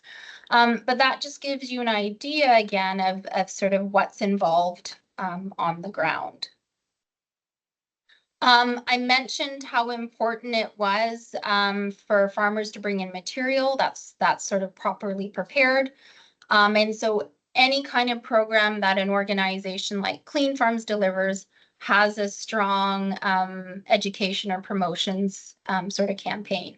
I gave you a couple of examples of what we're using in Quebec. I realize that it's in French, but you can't have a government approved program if it doesn't have a strong promotions and education component to it.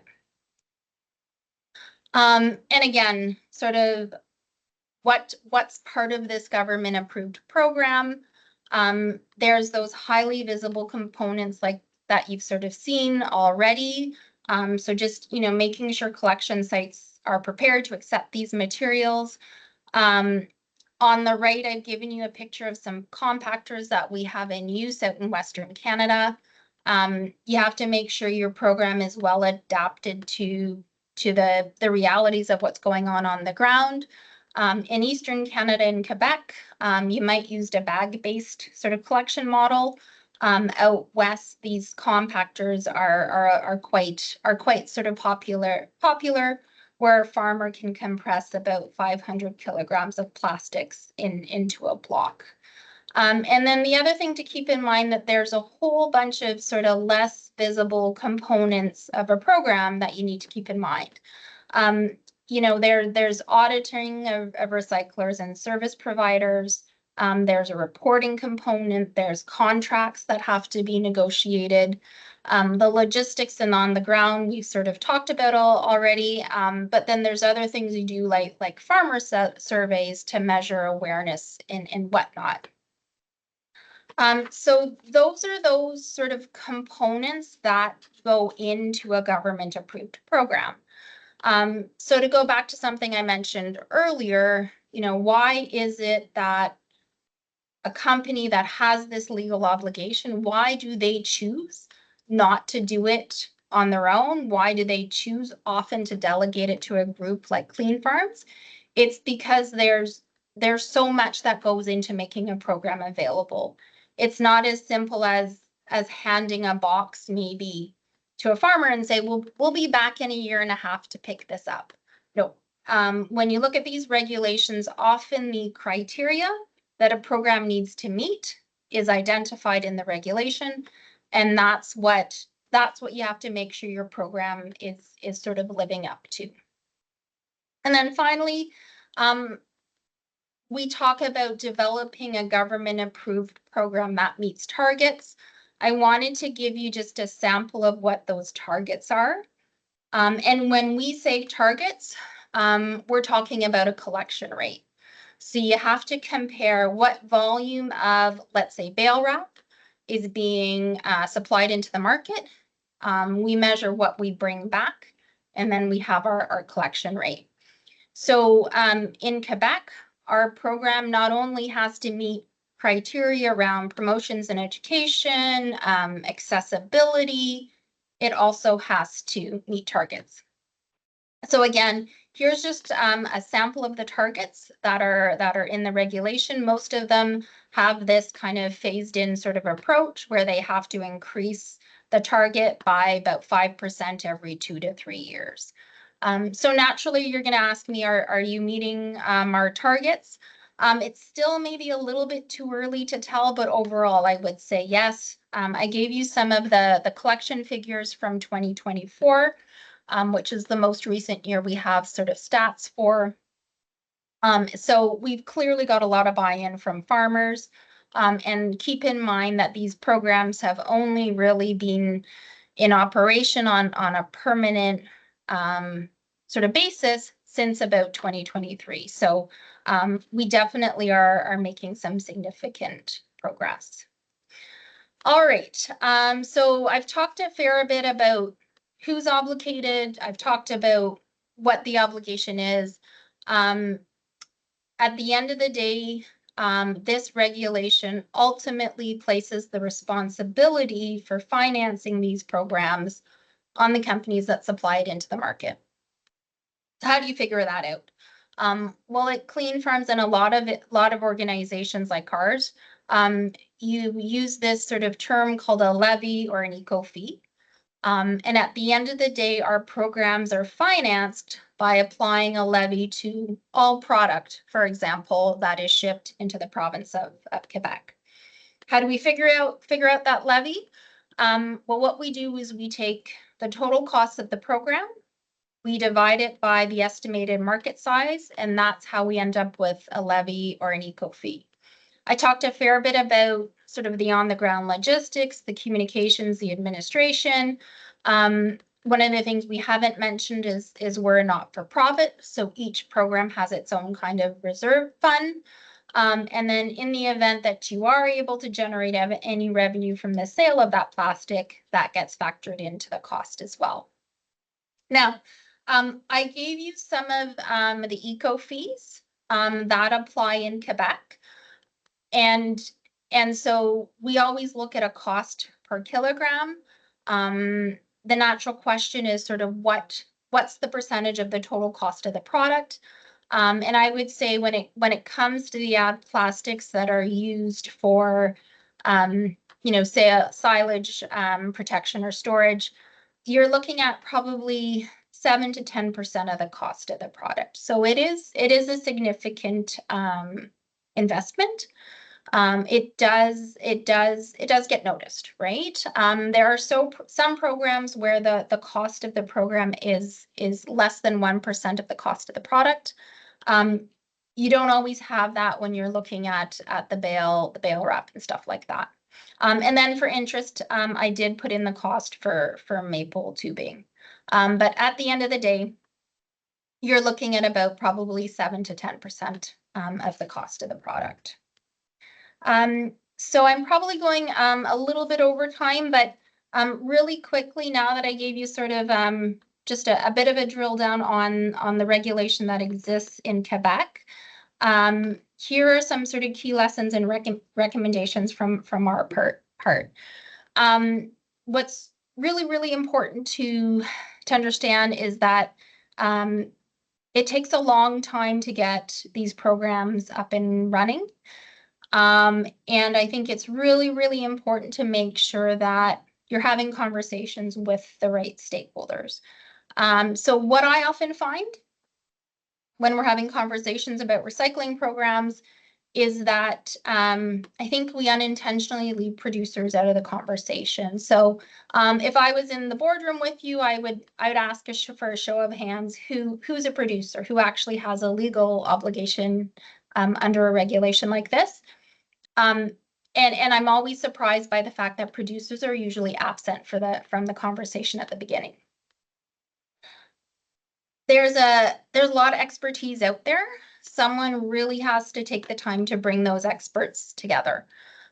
So there's a lot of work that you probably have to do before you're even drafting regulation. So one of the things you really want to find out is how much plastic is actually out there. And so we typically commission an ag waste study, which will quantify and characterize all the plastics that are in a region. You have to start some preliminary planning, like identifying potential collection sites.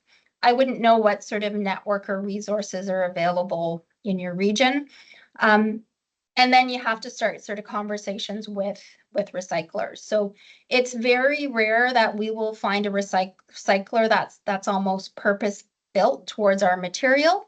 It does happen, but it's very rare. So you need to have a lot of conversations with recyclers to figure out how you're going to get the material to them in a format that they can actually recycle it. Pilot projects are really, really important. So pilot projects in Canada, they're often funded by perhaps a provincial government. We've been able to access funding at the federal level or grower groups. But pilot projects really just involve finding a targeted area and figuring out how you're going to collect ag plastics from farmers in that region and actually get that plastic recycled. You're identifying contractors, you're testing promotions and education, but the pilot projects are really, really important. The worst thing you can do is assume that something that works in one region is going to work for your region. And then finally, this is a really significant investment. In our view, it really is a worthwhile investment. But I can't underline this enough that during those initial 2 to 3 years, you're really watching your budget really, really closely. So there's a lot of financial pressures that just sort of come up as you're doing this. You know, if we could go back and do it again, you know, we do a couple of things differently just to relieve some of those financial pressures at the beginning.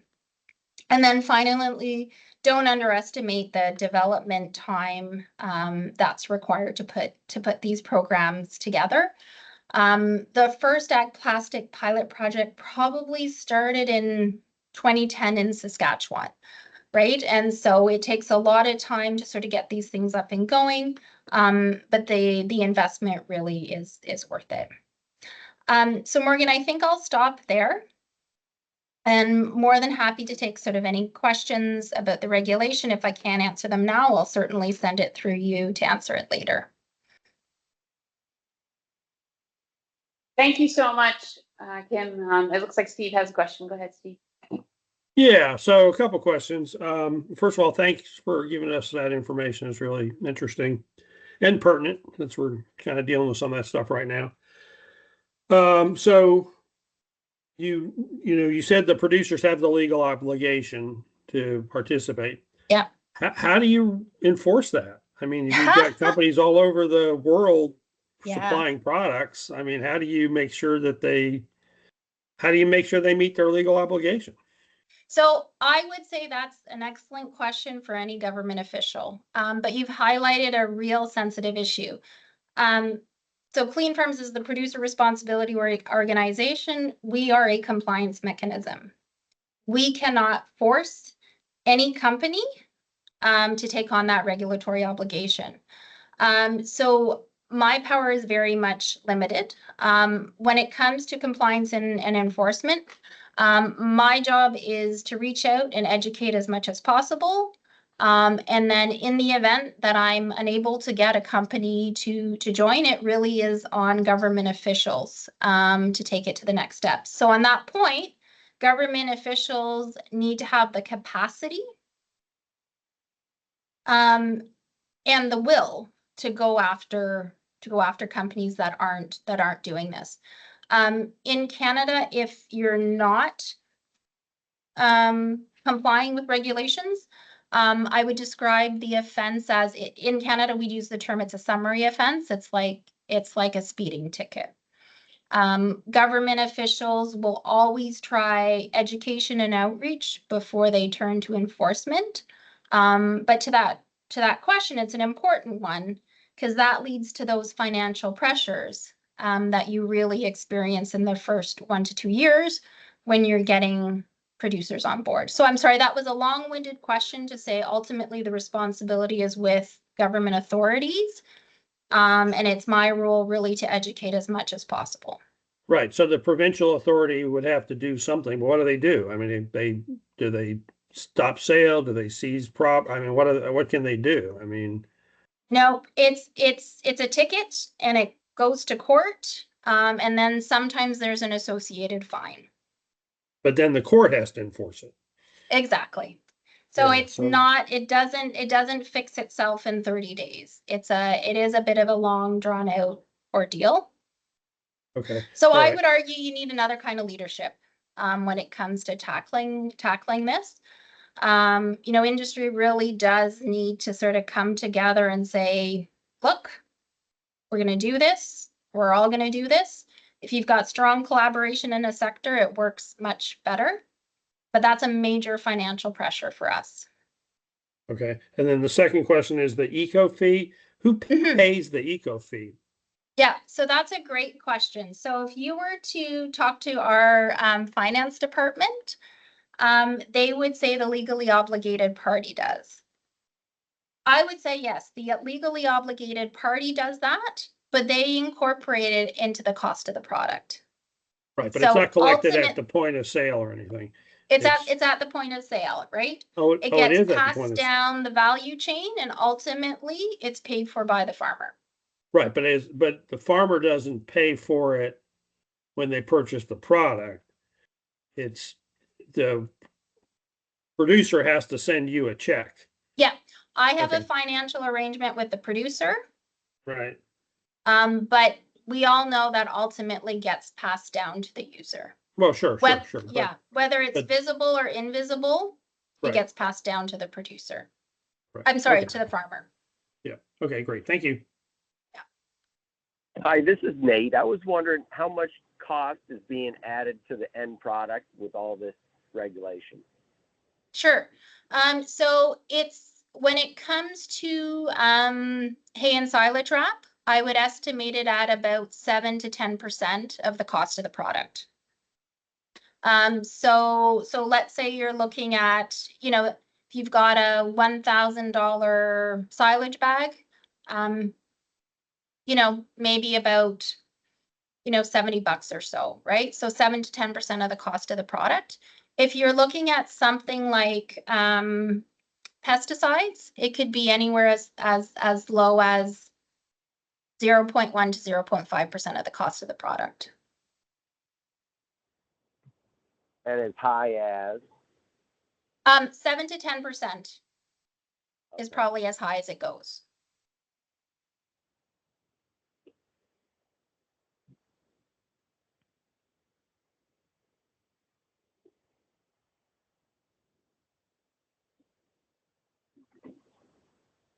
Any other questions for him?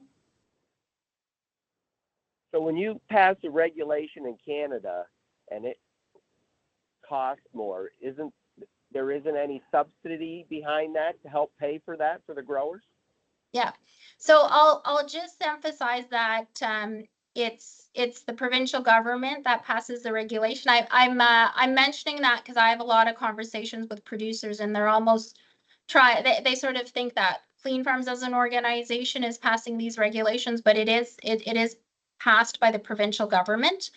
And no, when you really look at this policy tool, the purpose of the policy tool is to place the cost on the company or the individual that places it into the market.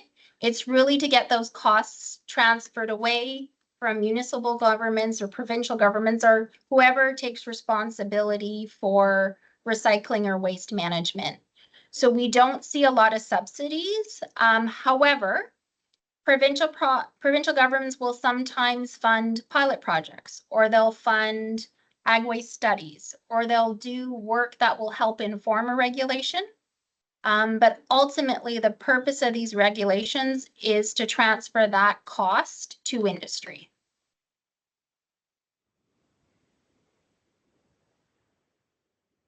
So Morgan, I'm going to sound a little bit boring here, but I'm almost glad we're talking a fair bit about cost, because it means you really do understand sort of the on the ground realities of these regulations, which is you need enforcement, and the cost is ultimately passed down through the value chain to the farmer.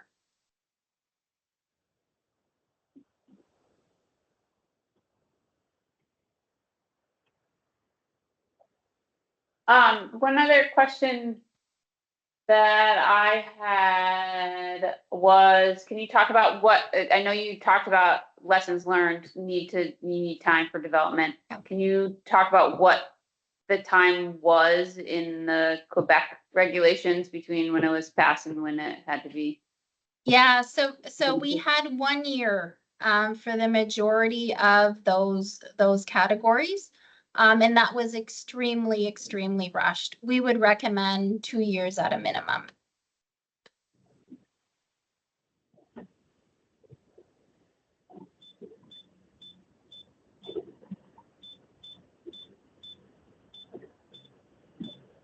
Sorry, I'm just taking notes too. Thanks. And are there any other questions, comments as we learned about that? That was a lot of information from AIB members, or go ahead, Leon. My question isn't really about this program. It's more, Vermont had a pilot program probably 5 to 7 years ago, and we participated in it. And it would be interesting to know how that program compared to this and why that program failed.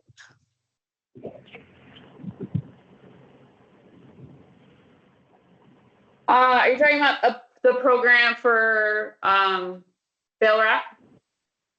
Yes. Okay.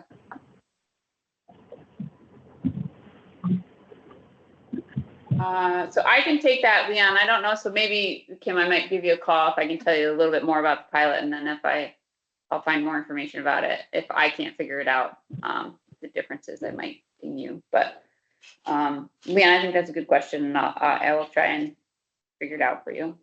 Yeah. I'm wondering if they had trouble finding end markets. That's a major challenge. So I mentioned earlier that these policies are often put in on a provincial basis.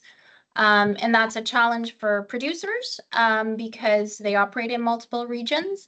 But if you're trying to entice a recycler to take this material, if you've only got a very small quantity of plastic, it's really not the incentive they need to put in a recycling line or make the investment in the equipment they need to prepare that material.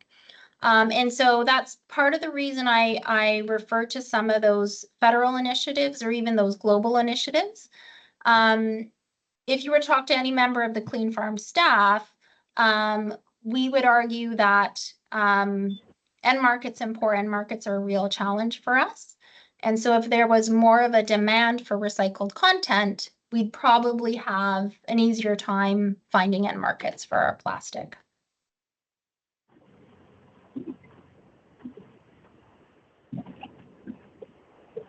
Thanks, Kim. I bet you're right. Yeah. We're pretty. Yeah, and I would imagine I wonder if you were tied to government funding cycles as well.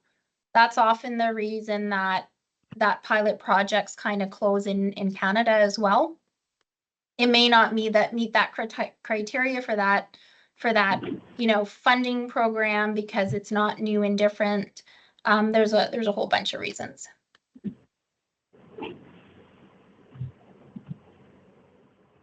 Thank you, Kim. Great. Morgan, I might put my contact information just in the chat. And I'll make sure you get a copy of the PowerPoint, but please feel free to get in touch. We're happy to chat one-on-one or sort of drill down in a different aspect of our organization or program at another time. Thank you so much, Kim. I really appreciate you taking the time today to help us kind of figure this all out. So thank you. Perfect.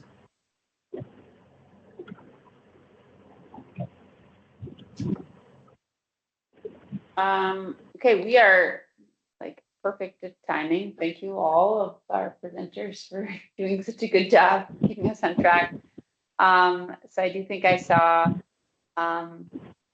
Larry and Austin join us. So they're going to take a little bit of a left-hand turn, but just talk about alternatives to plastic bale net wrap. So Larry, I see you. Welcome. Hi, how are you today? Great to be here and chatting with the group.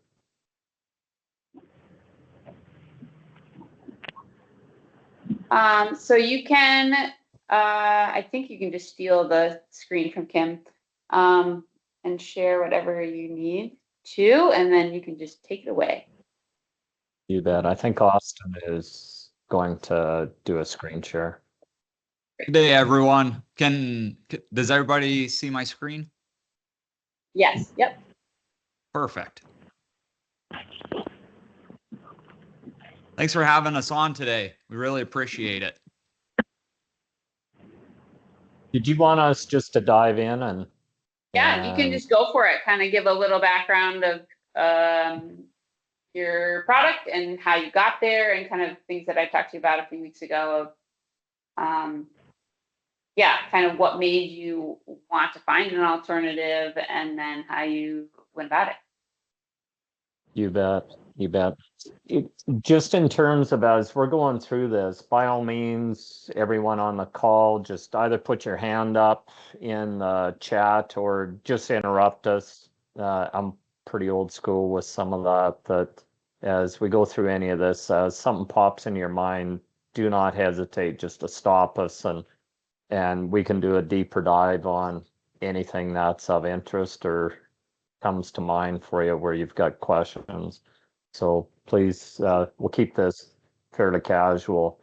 So Austin will drive through the majority of this. I'll just open up with a little bit of background about who we are. So we're located out here in Western Canada in Alberta. So geographically, we're about 6 hours north of the Montana border. It is predominantly all cropland, cattle ranching country, and oil and gas country where we live.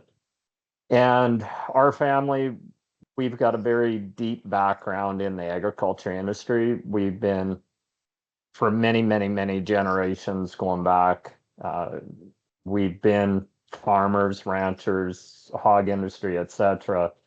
And in my own case, I've always had one foot in our family operation that my wife and I in Austin own and operate and drive. And then I've always had one foot doing other things outside of our farm, all within the agriculture space. Been involved in a number of startups and been very fortunate to be involved in that. We've got two sons. Our oldest son, he leads and drives our family pet food business. Him and his family live in the southern US, and we've got our pet food business that we launched over 7 years ago, actually in Northeast US, because he was in New Hampshire with his family at that time. And so he drives that business. And what really motivates us as a family is to try and solve problems. And as we look to solve problems, we try and figure out ways to work, in this case, with what Austin, who's the real brainchild and has developed something people have been trying for 20 years to do. And with that, we always try and work with nature. And as farmers, ranchers, we're always looking to improve soil and water quality, animal welfare. And with that, we've always looked to adopt any leading edge technology. And if it hasn't been there, we've looked to be involved in trying to develop it and bring it to market and build it to grow from there. And at the end of the day, we have to have a sustainable business in every sense of the word, financially as well as environmentally and animal and everything that goes within that broader definition of sustainability. So that's a bit of background of who we are. I'll turn it over to Austin. As I mentioned, he's the brainchild that's been driving this for about 10 years. Yeah, so thanks for having us on today. We really appreciate it.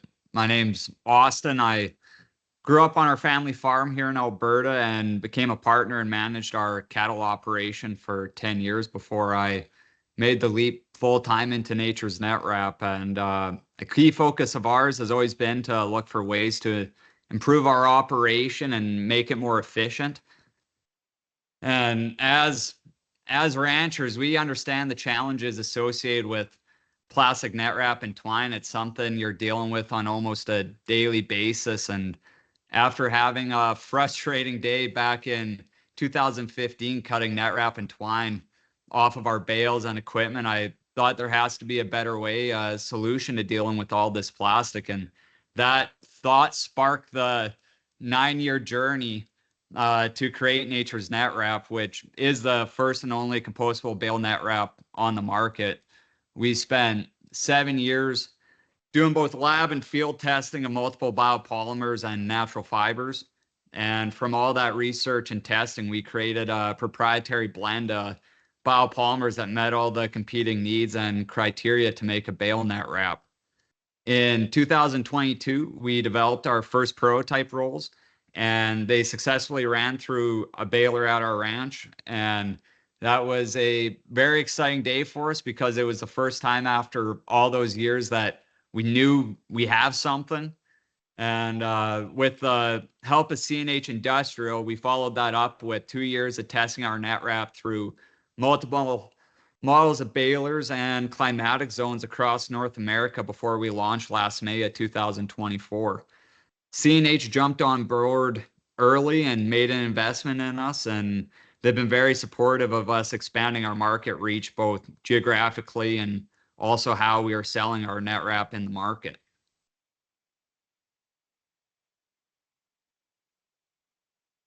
So I'll just walk through a little bit of our product and what it all offers. So as I mentioned, it's made out of a proprietary blend of biopolymers, and everything in our formula is plant-based and comes from renewable resources.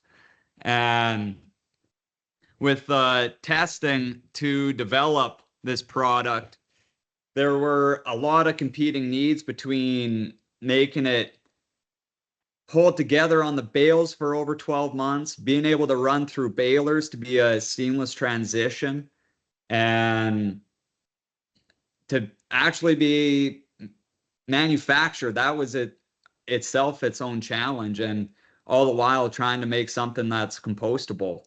And so our product is the only certified compostable bale net wrap, and it's certified compostable by BPI, which is the Biodegradable Products Institute. And to meet their certification standards, your product must be at least 90% disintegrated in 12 weeks under commercial composting conditions. And ours was 99.9% disintegrated for the test required for certification.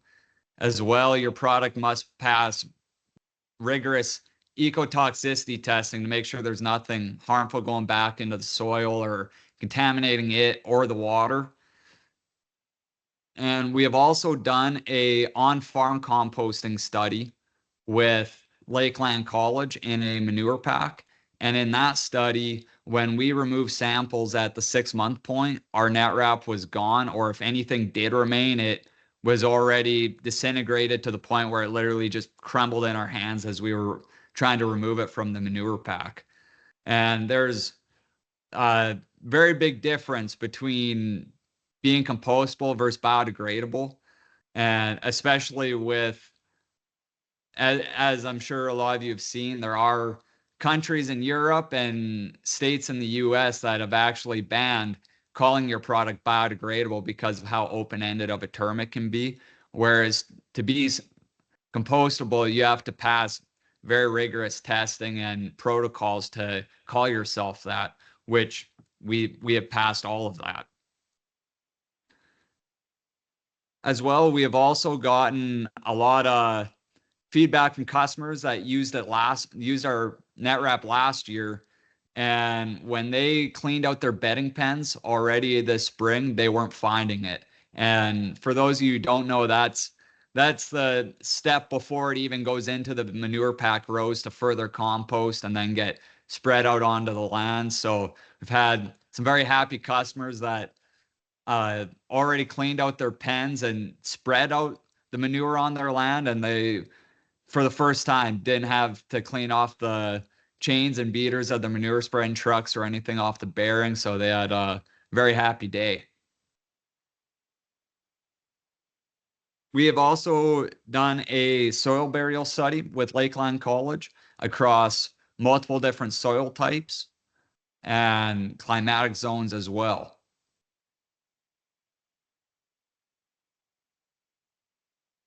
Any questions so far as I've been going through our information?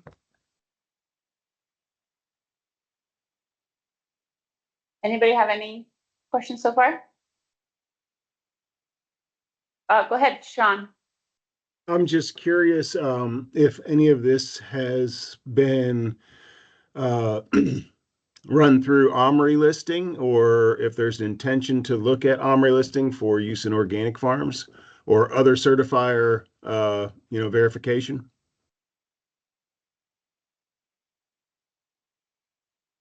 That's interesting. Austin, have you heard? I'm not familiar with the OMRI listing, so that's very interesting. Organic Materials Research Institute, that's OMRI. Usually if someone's going to use a product like this on an organic farm, and I know there's demand for this within organic, they have to go through a third party approval process. Sometimes it's just okay running it through a particular certifier, but OMRI is one of these big umbrella organizations that if you get their approval, then it's usually approved for use in organic. Yeah, really appreciate that. I just pulled them up, omri.org.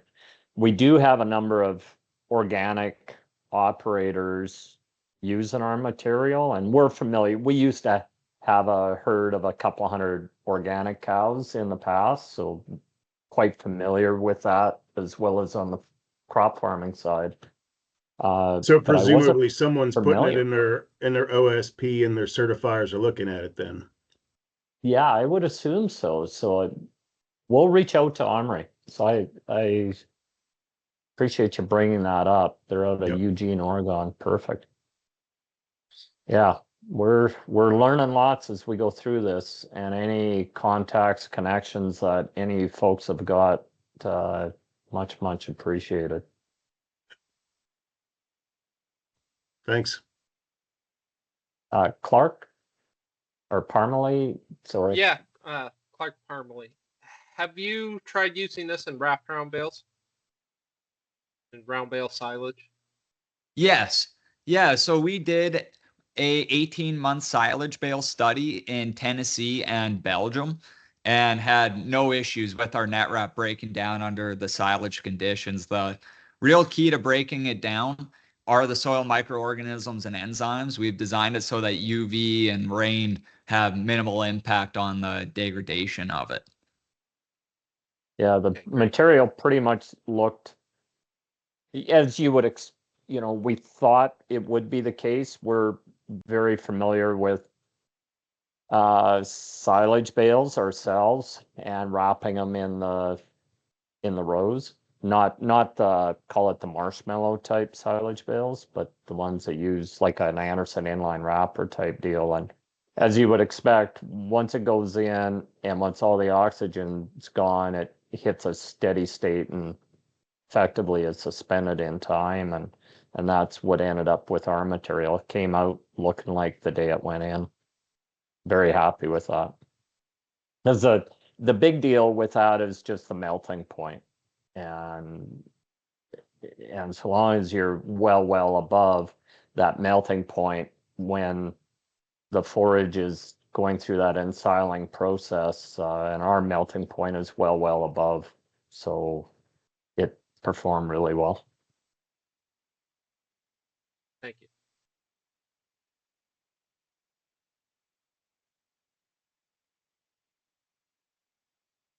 I think related to that, though, if you don't mind, Austin, I'll just, and this was one of the questions that was sent to us in advance too, was around the film side of this.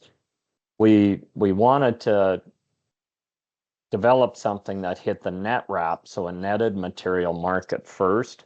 And since you bring up silage, it's a great example because the vast majority of the bales that are silage wrapped need to be wrapped with net wrap first before then being wrapped with a plastic film.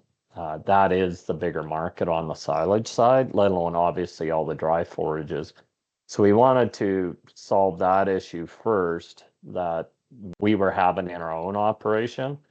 And it was, as we dug deeper and deeper into this, really enjoyed, I didn't catch all of Kim's presentation, but we've read a lot of the great work done by Clean Farms, as well as looked at some of the other international studies on agriculture plastics, like the Food and Agriculture Organization, and then ground truthed it, talking to a lot of farmers, ranchers, hog operations, etc., to make sure that, hey, we're having this issue. Is this a broader issue and something we should dig into further and develop a product to solve? And the net wrap one was the first one. That was the tricky one. And I'm not saying the film won't be, it'll be equally, maybe even more complicated, but the whole film side is something that definitely is on our radar. Just we haven't dug into that and gone down that pathway yet. And yet, again, with this group, if there's any connections that any folks have on the whole film manufacturing side or product side, we'd love to talk to them as well, because that is also an important piece to helping solve some of the agriculture plastic issue that all of us face and end up with a mountain of this stuff at the end of the year and really no viable end of life solution for it.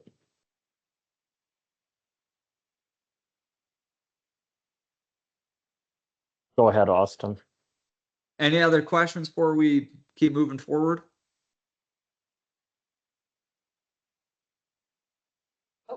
Kim, go ahead. Yeah, not to be a nerd, but when I was talking about sort of definitions and rule policy at the beginning, this kind of helps me make my point, right? So, you know, in Quebec, the regulation just says if you supply bale wrap, you have a legal obligation. But you need to find out if this biodegradable product is on the market. And you know, we need to educate so that nobody is by chance kind of throwing it in with regular net wrap. And then you got to figure out, you know, we got to build our rules so that we're not unintentionally collecting feces on a product that's not going to connect into your system. So this is why it's really important to have producers part of the conversations early on. And sometimes it's really hard to sort of get them involved at early on, but this is a perfect example of why you need to.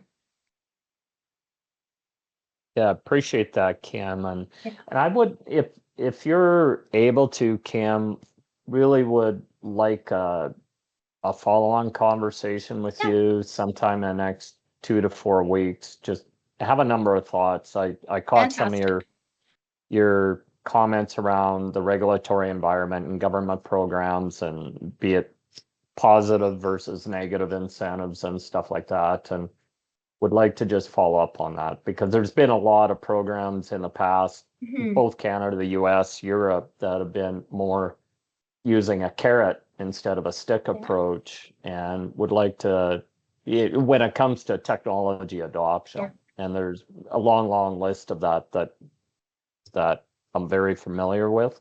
So would like to just chat with you about some of that, because may have some ideas there. Fantastic. Yeah, we've talked with I believe his name's Devin before, out in Alberta, and yeah, he gave us a lot of great feedback and had a lot of good ideas too, because he brought up that the sorting side of things with the colors, and yeah perfect.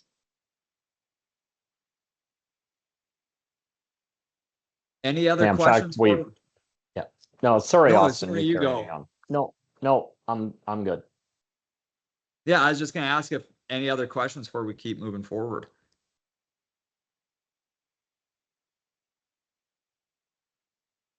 I think we're okay. You can keep going, Austin. Okay, perfect. So I guess I'll jump a little bit ahead just to show some pictures of what it looks like as our material breaks down under composting conditions. As you can see by the 12-week picture, there wasn't very much of the material left at that stage. This is what it looks like in the soil.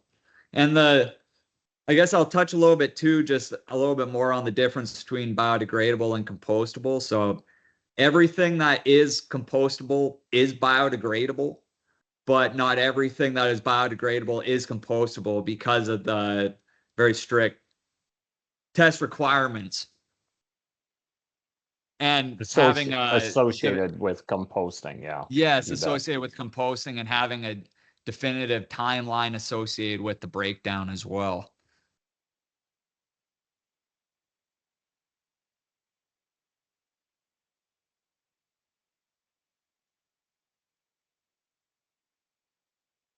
So one of the questions that got sent to us ahead of time too was just asking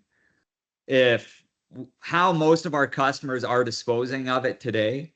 And most of them are disposing of it on farm and typically in their manure packs, whether it's from the net rep that inevitably ends up out in their bedding pens and where they're feeding, or if when they're removing it, taking all the net wrap off their bales, then going out and putting it into their manure packs and layering it on.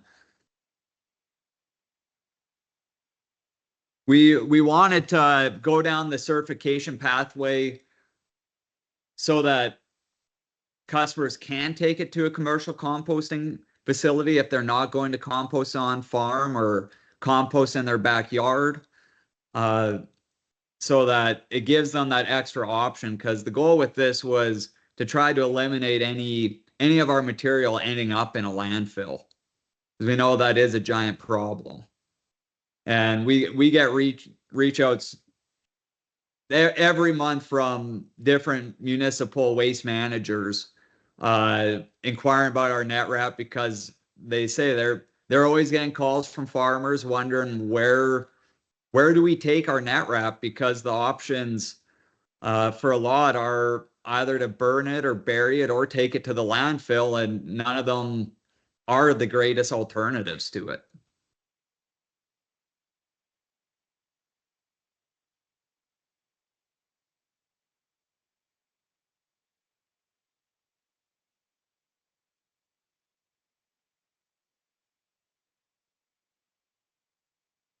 So one of the questions we get asked a lot is, can with your product being compostable and being plant-based, can cattle eat our net wrap? And we are actually doing a digestibility study with the University of Saskatchewan and Lakeland College. And we're very excited that it's got underway. The first part with the University of Saskatchewan, which is in vitro study done in cannulated cows, got underway in August, and our long-term feedlot setting study with Lakeland College here in Alberta is getting underway at the end of the month here. And that study is going to be very interesting to see the long-term impact of consuming our net wrap compared to plastic net wrap, and being able to monitor through the Grow Safe feed bunks just how much of our net wrap compared to plastic are they ingesting as well, because we know our material, that all the joints of our material are connected, whereas most of the plastic net wrap out there is a knitted material. So when it does go through the bale processors or end up out in the fields, you end up with really long strings that I'm sure a few of you have seen cows or calves walking around chewing on a 6-foot long piece of net wrap, walking around. And whereas ours, when it does go through a bale processor, with the joints all being connected, you end up with smaller chunks. They're usually like 6x6 or 8x8 inch chunks that come out. And it's going to be really interesting just to see the difference there with the consumption side, if they are going to consume it the same or more or less than plastic. And then at the end of the day, to know what happens when it is consumed. Does it fully break down and pass through the rumen? And I just want to add to that, Austin, that regardless of what the digestibility studies come up with, and it's all being done by third parties, so it is what it is at the end of the day. And they're feeling very optimistic, and so that's good news. And yet, given that our material breaks down, be it in things like people's bedding packs and even in the soil, as time goes by, it will naturally break down, depending on the geography and environmental conditions and the level of microbiome activity in those soils, etc. Oxygen, you name it, are all drivers to a healthy soil. Once our material is gone, it's gone. And so it's fundamentally then not even available for cattle or other animals, wildlife to ingest. So we purposely started down this R&D pathway to develop this kind of a product that solved a lot of the buildup issues that folks are having in their soils and having to cut net wrap off of packer wheels and round shanks, which we're familiar with too, and solving those kind of really hands-on practical issues that people in our industry deal with all this plastic, and wanted to develop something that would break down naturally and not leave behind any call it particles or microplastic, if you want to call it that. So the digestibility piece is important to add to this if it ends up being digestible, and yet if it isn't, we've still solved the biggest part of the problem with what we've got in place today.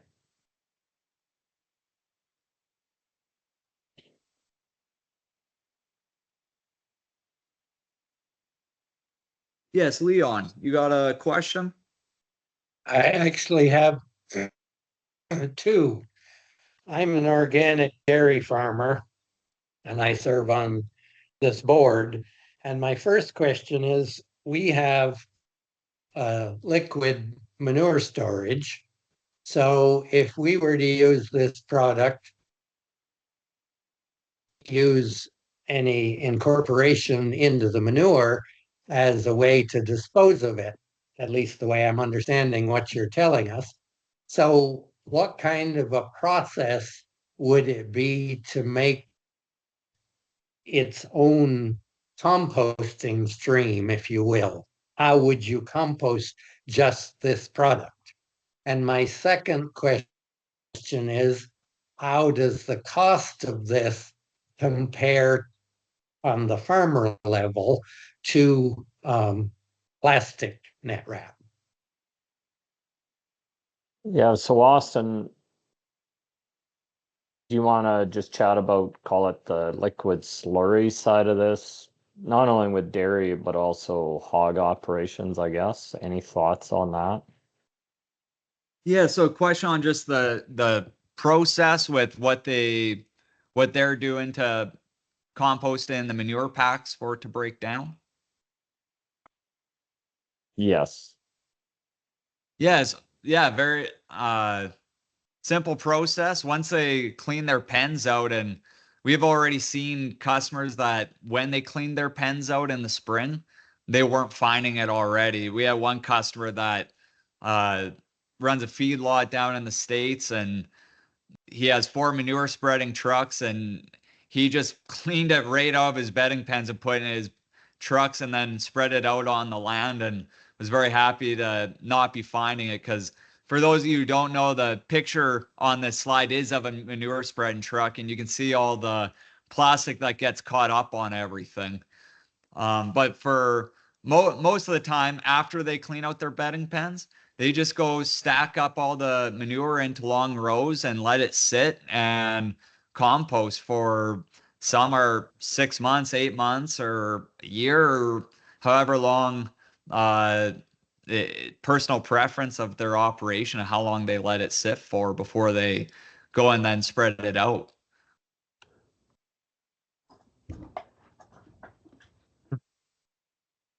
Costing wise, the way that we frame this to customers, because they're, customers are typically thinking in terms of what's the cost per bale, because they're buying hay, straw, etc., whatever kind of forage, typically by the bale or by the pound, and our material does come at a premium, and it's running right around $1.50 to $1.75 per bale, premium over plastic. Now that's on the large bales. The smaller diameter bales, it wouldn't be as, like on coming out of a 4-foot baler, wouldn't be as large of a premium, but on the 5-foot bales, that's the price premium. And the feedback we've been getting from customers on that is, given the issues that they have to deal with, like in this picture of a manure spreader and the plastic that they have to cut off at the end of the day, and if they're getting custom operators who charge $600, $800 an hour, and they're charging that time at the end of the day to take an hour, hour and a half to cut it off that manure spreader, and bale processors and off of seed drills, etc. We haven't had much pushback on the premium attached to this, and I think the reason is the cost benefit associated with it. And hopefully over time, as we scale the business, as any business tries to scale and drive costs out of the system, hopefully we can narrow that premium gap.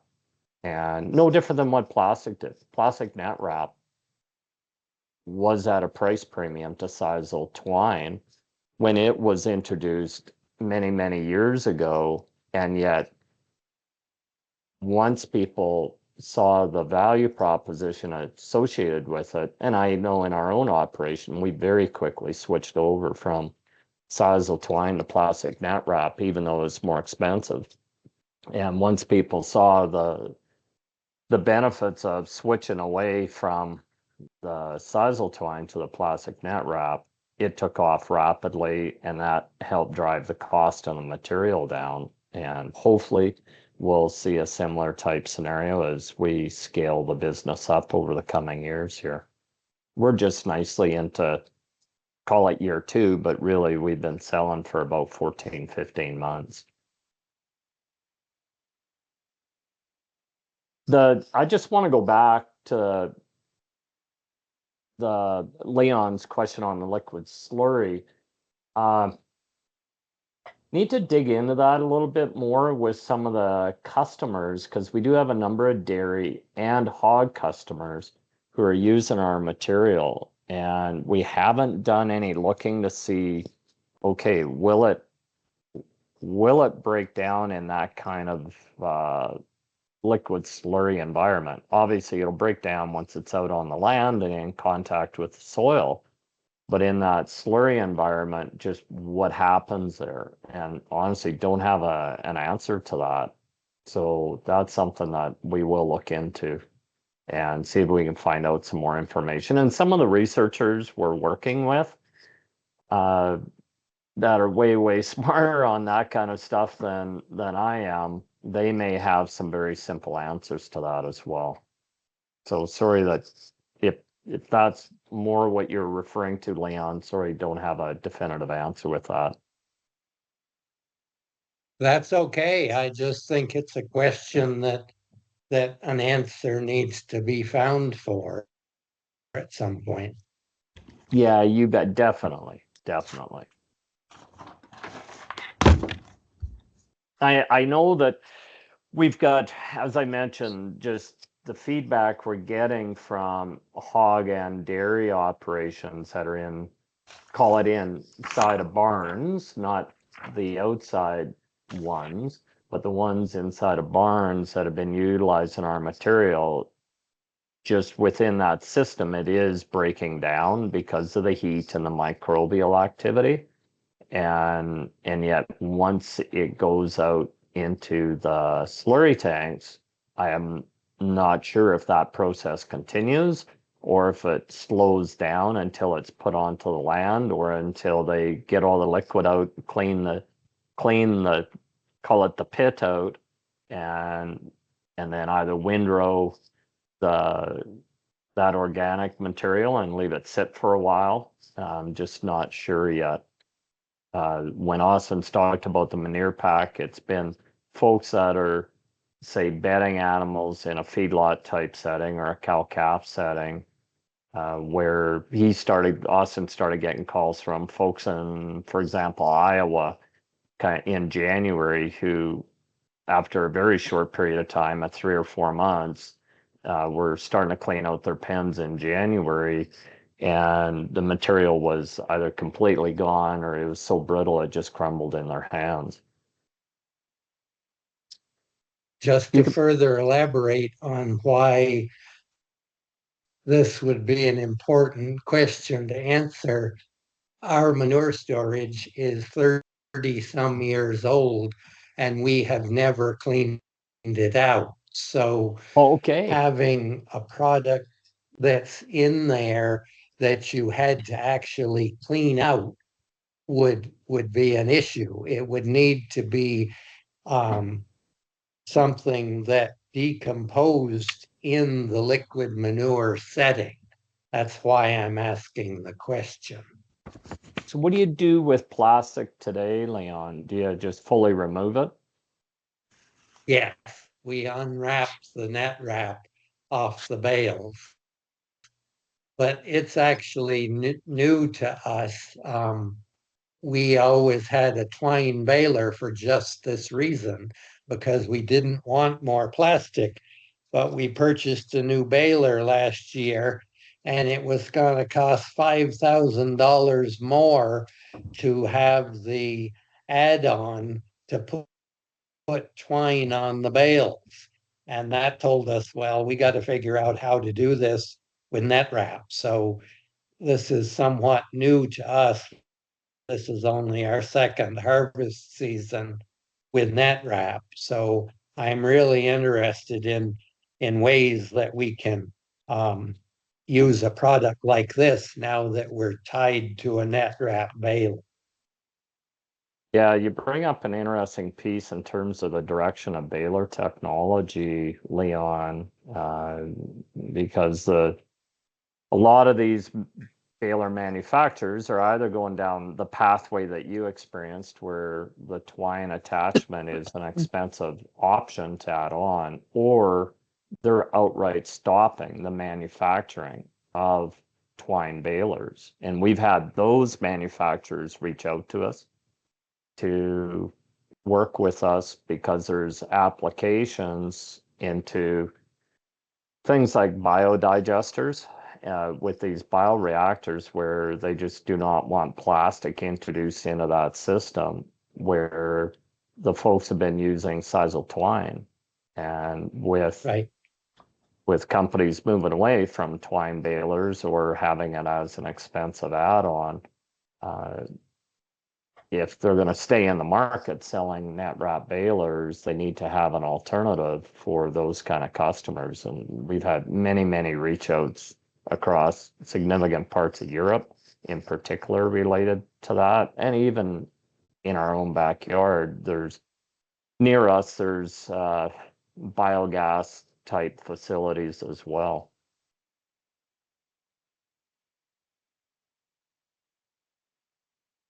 Thank you. Yeah, well, thanks for the questions and comments. Much appreciated. You can carry on, Austin. Before I do, any other questions?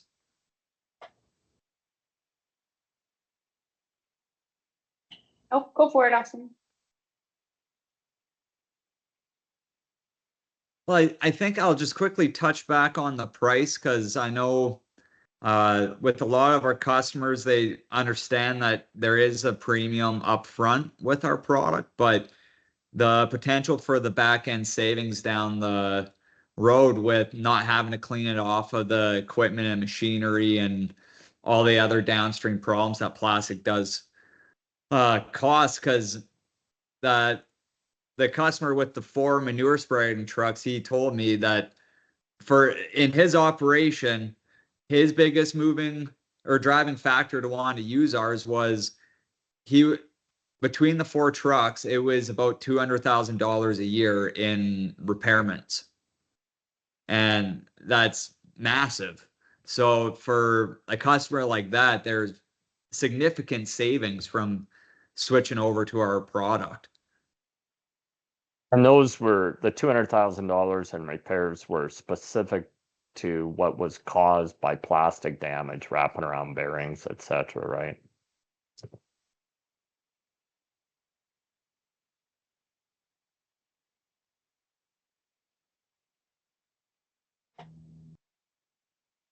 So with the environmental benefits, there's the reduction in emissions.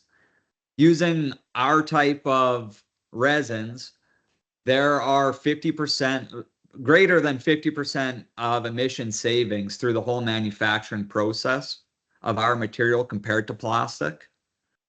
And like I'd mentioned before, it eliminates the contamination of plastics in soil and water, because when our material breaks down, there's nothing left. There's no microplastics associated with our product.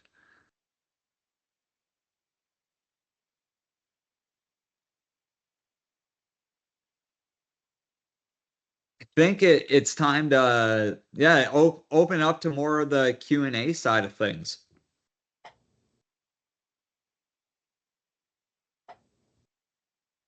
Just while we're waiting for any other questions, on one of the questions that was emailed across to us was around the challenges side, and Austin touched on some of the R&D pieces to that. The other one for us right now is just building awareness, given that we're the only one that has a compostable product in the marketplace. People just haven't even been aware of it. And so building that awareness is, I would say, our biggest challenge. We've got a product that we know works. We've ground truthed it since 2022. We've been getting enough feedback since we launched a year ago, made some product refinements as we had some learnings through the launch on the manufacturing side. So feel very, very good where we're at with the product side.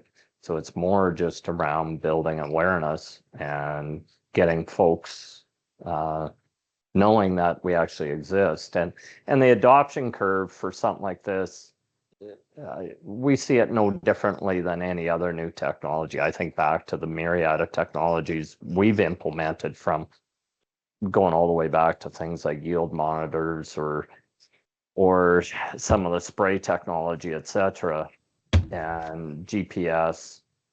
People want to try it first. And so we see a lot of people that'll come and buy 1 or 2 rolls, try it like last year, and then get experience with it. If they're happy with it, they come back a year later, like those folks that started with us last year and bought 1 or 2 rolls, they come back this year and increase the number of rolls that they're using. And a number of them say that so long as that growth in usage continues to be positive for them, which so far it has been, we've had great feedback, then a number of them say by year 3, they're done with plastic. So it's that type of an adoption curve, I think, is going to be very, very typical for us as we go through this.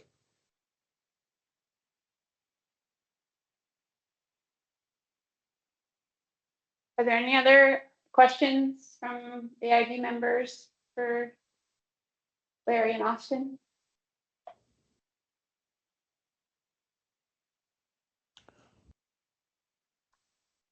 Well, thank you guys. I really appreciate you taking the time to kind of teach us about this new technology. And it's definitely something that we're interested, as you know, our alternate path. One is, you know, the plastic that's out there in agriculture, and ways for us to make a recommendation to sustainably dispose of that. And then also the other path is, so then are there any alternatives to that plastic that is being used? So you're definitely our first foray into learning about alternatives. So we greatly appreciate you sharing your time with us as a board. And I'm glad that we made some connections with you and Clean Farm. So just thank you. Yeah, thank you very much. Appreciate everyone's time today, and questions and comments always welcome. And as time goes by, we'll continue to do better and keep moving forward. So very, very excited with where we're at. So thanks for reaching out, and thanks for your time again today. Thank you. Yeah, thank you. We really appreciate the opportunity. You have a great rest of your day, everyone. We'll sign off. Thank you, guys. Yeah, Thanks. thank you. Bye. Take care. Bye. So for AIB members, we have a tight agenda today. I have 3 minutes maybe before I open up to public comment. But I just wanted to ask AIB members what else. So I kind of took, right, these were some of the things that we wanted to learn more about. So existing regulations and then alternatives. Is there anything forefront in your minds that you want to get to learn more about for our December meeting?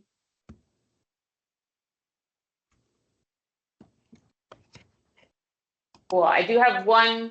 So I have someone coming to talk about. So Sylvia, you are unmuted. So hold on one minute, because we can hear you. So hold on 1 minute. I do have in December. So our next meeting is December 8th, and someone is coming to talk about some survey questions that have been asked of a select membership of dairy farms in Vermont. So they're coming to share those survey results with us in December, which is great. So I'm kind of just going to piggyback on those survey questions asked, because instead of us trying to survey again and bugging farmers again, these surveys have already been asked. So we'll learn more about that, and specific to how ag plastic is being recycled and how much in Vermont. So that's something to look forward to. It's a good teaser for December. And we'll see what else comes off. But if you think of something, any members think of something, shoot me a note as far as what more you want to hear about in December. We should wrap it up. We'll be writing our yearly report right about that time. To issue to the legislature by January 15th, summarize what we've done in 2025. So I don't anticipate us having any type of formal recommendation yet for ag plastics, but kind of get at what we've learned so far and where we're going. So feel free to shoot me your thoughts as we kind of plan for the end of year. So with that, I can open up for public comments. And Sylvia, I think we can hear you. So can you try talking if you'd like to make a comment? Can you hear me now? Yes, yep. Thank you. Mm-hmm. I'm Sylvia Knight. Excuse me, I'm working with the Vermont Pesticide and Poison Action Network. And I wanted to ask you if you are aware of the pesticide reduction mandates in the Vermont statutes, and as well as the pesticide reduction objective in the Vermont Agriculture and Food System Strategy Plan 2021 to 2030. Which calls for a 20% reduction in pesticide use by 2030. That's on page 20 of that document. It's goal 7. Of the Vermont's statutes annotated 6 VSA section 4964 lists 4 specific mandates for the AIB to find ways to reduce pesticides. And I would say that this is an important time to do that. there's more information, more research being done on pesticide residues in food. So that shows that's the link between pesticide use in agriculture and food and human health. Also, we have new issues of various kinds of contaminants in pesticides, PFAS contaminants, PFAS active ingredients in pesticides. And I'd be glad to report on some of that if you want more information. But I'm really encouraging you to move on these mandates. I mean, there are about 340,000 pounds of pesticides used in Vermont. And the largest part of that is in agriculture. So I'm hoping that there can be movement in this direction, hopefully in the next year. And that's all I have to say today. Thank you. Thank you, Sylvia.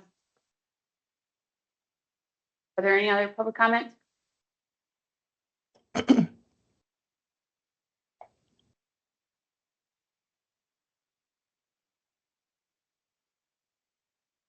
Okay, so our next meeting is, it splits the difference between November and December, so it's on December 8th.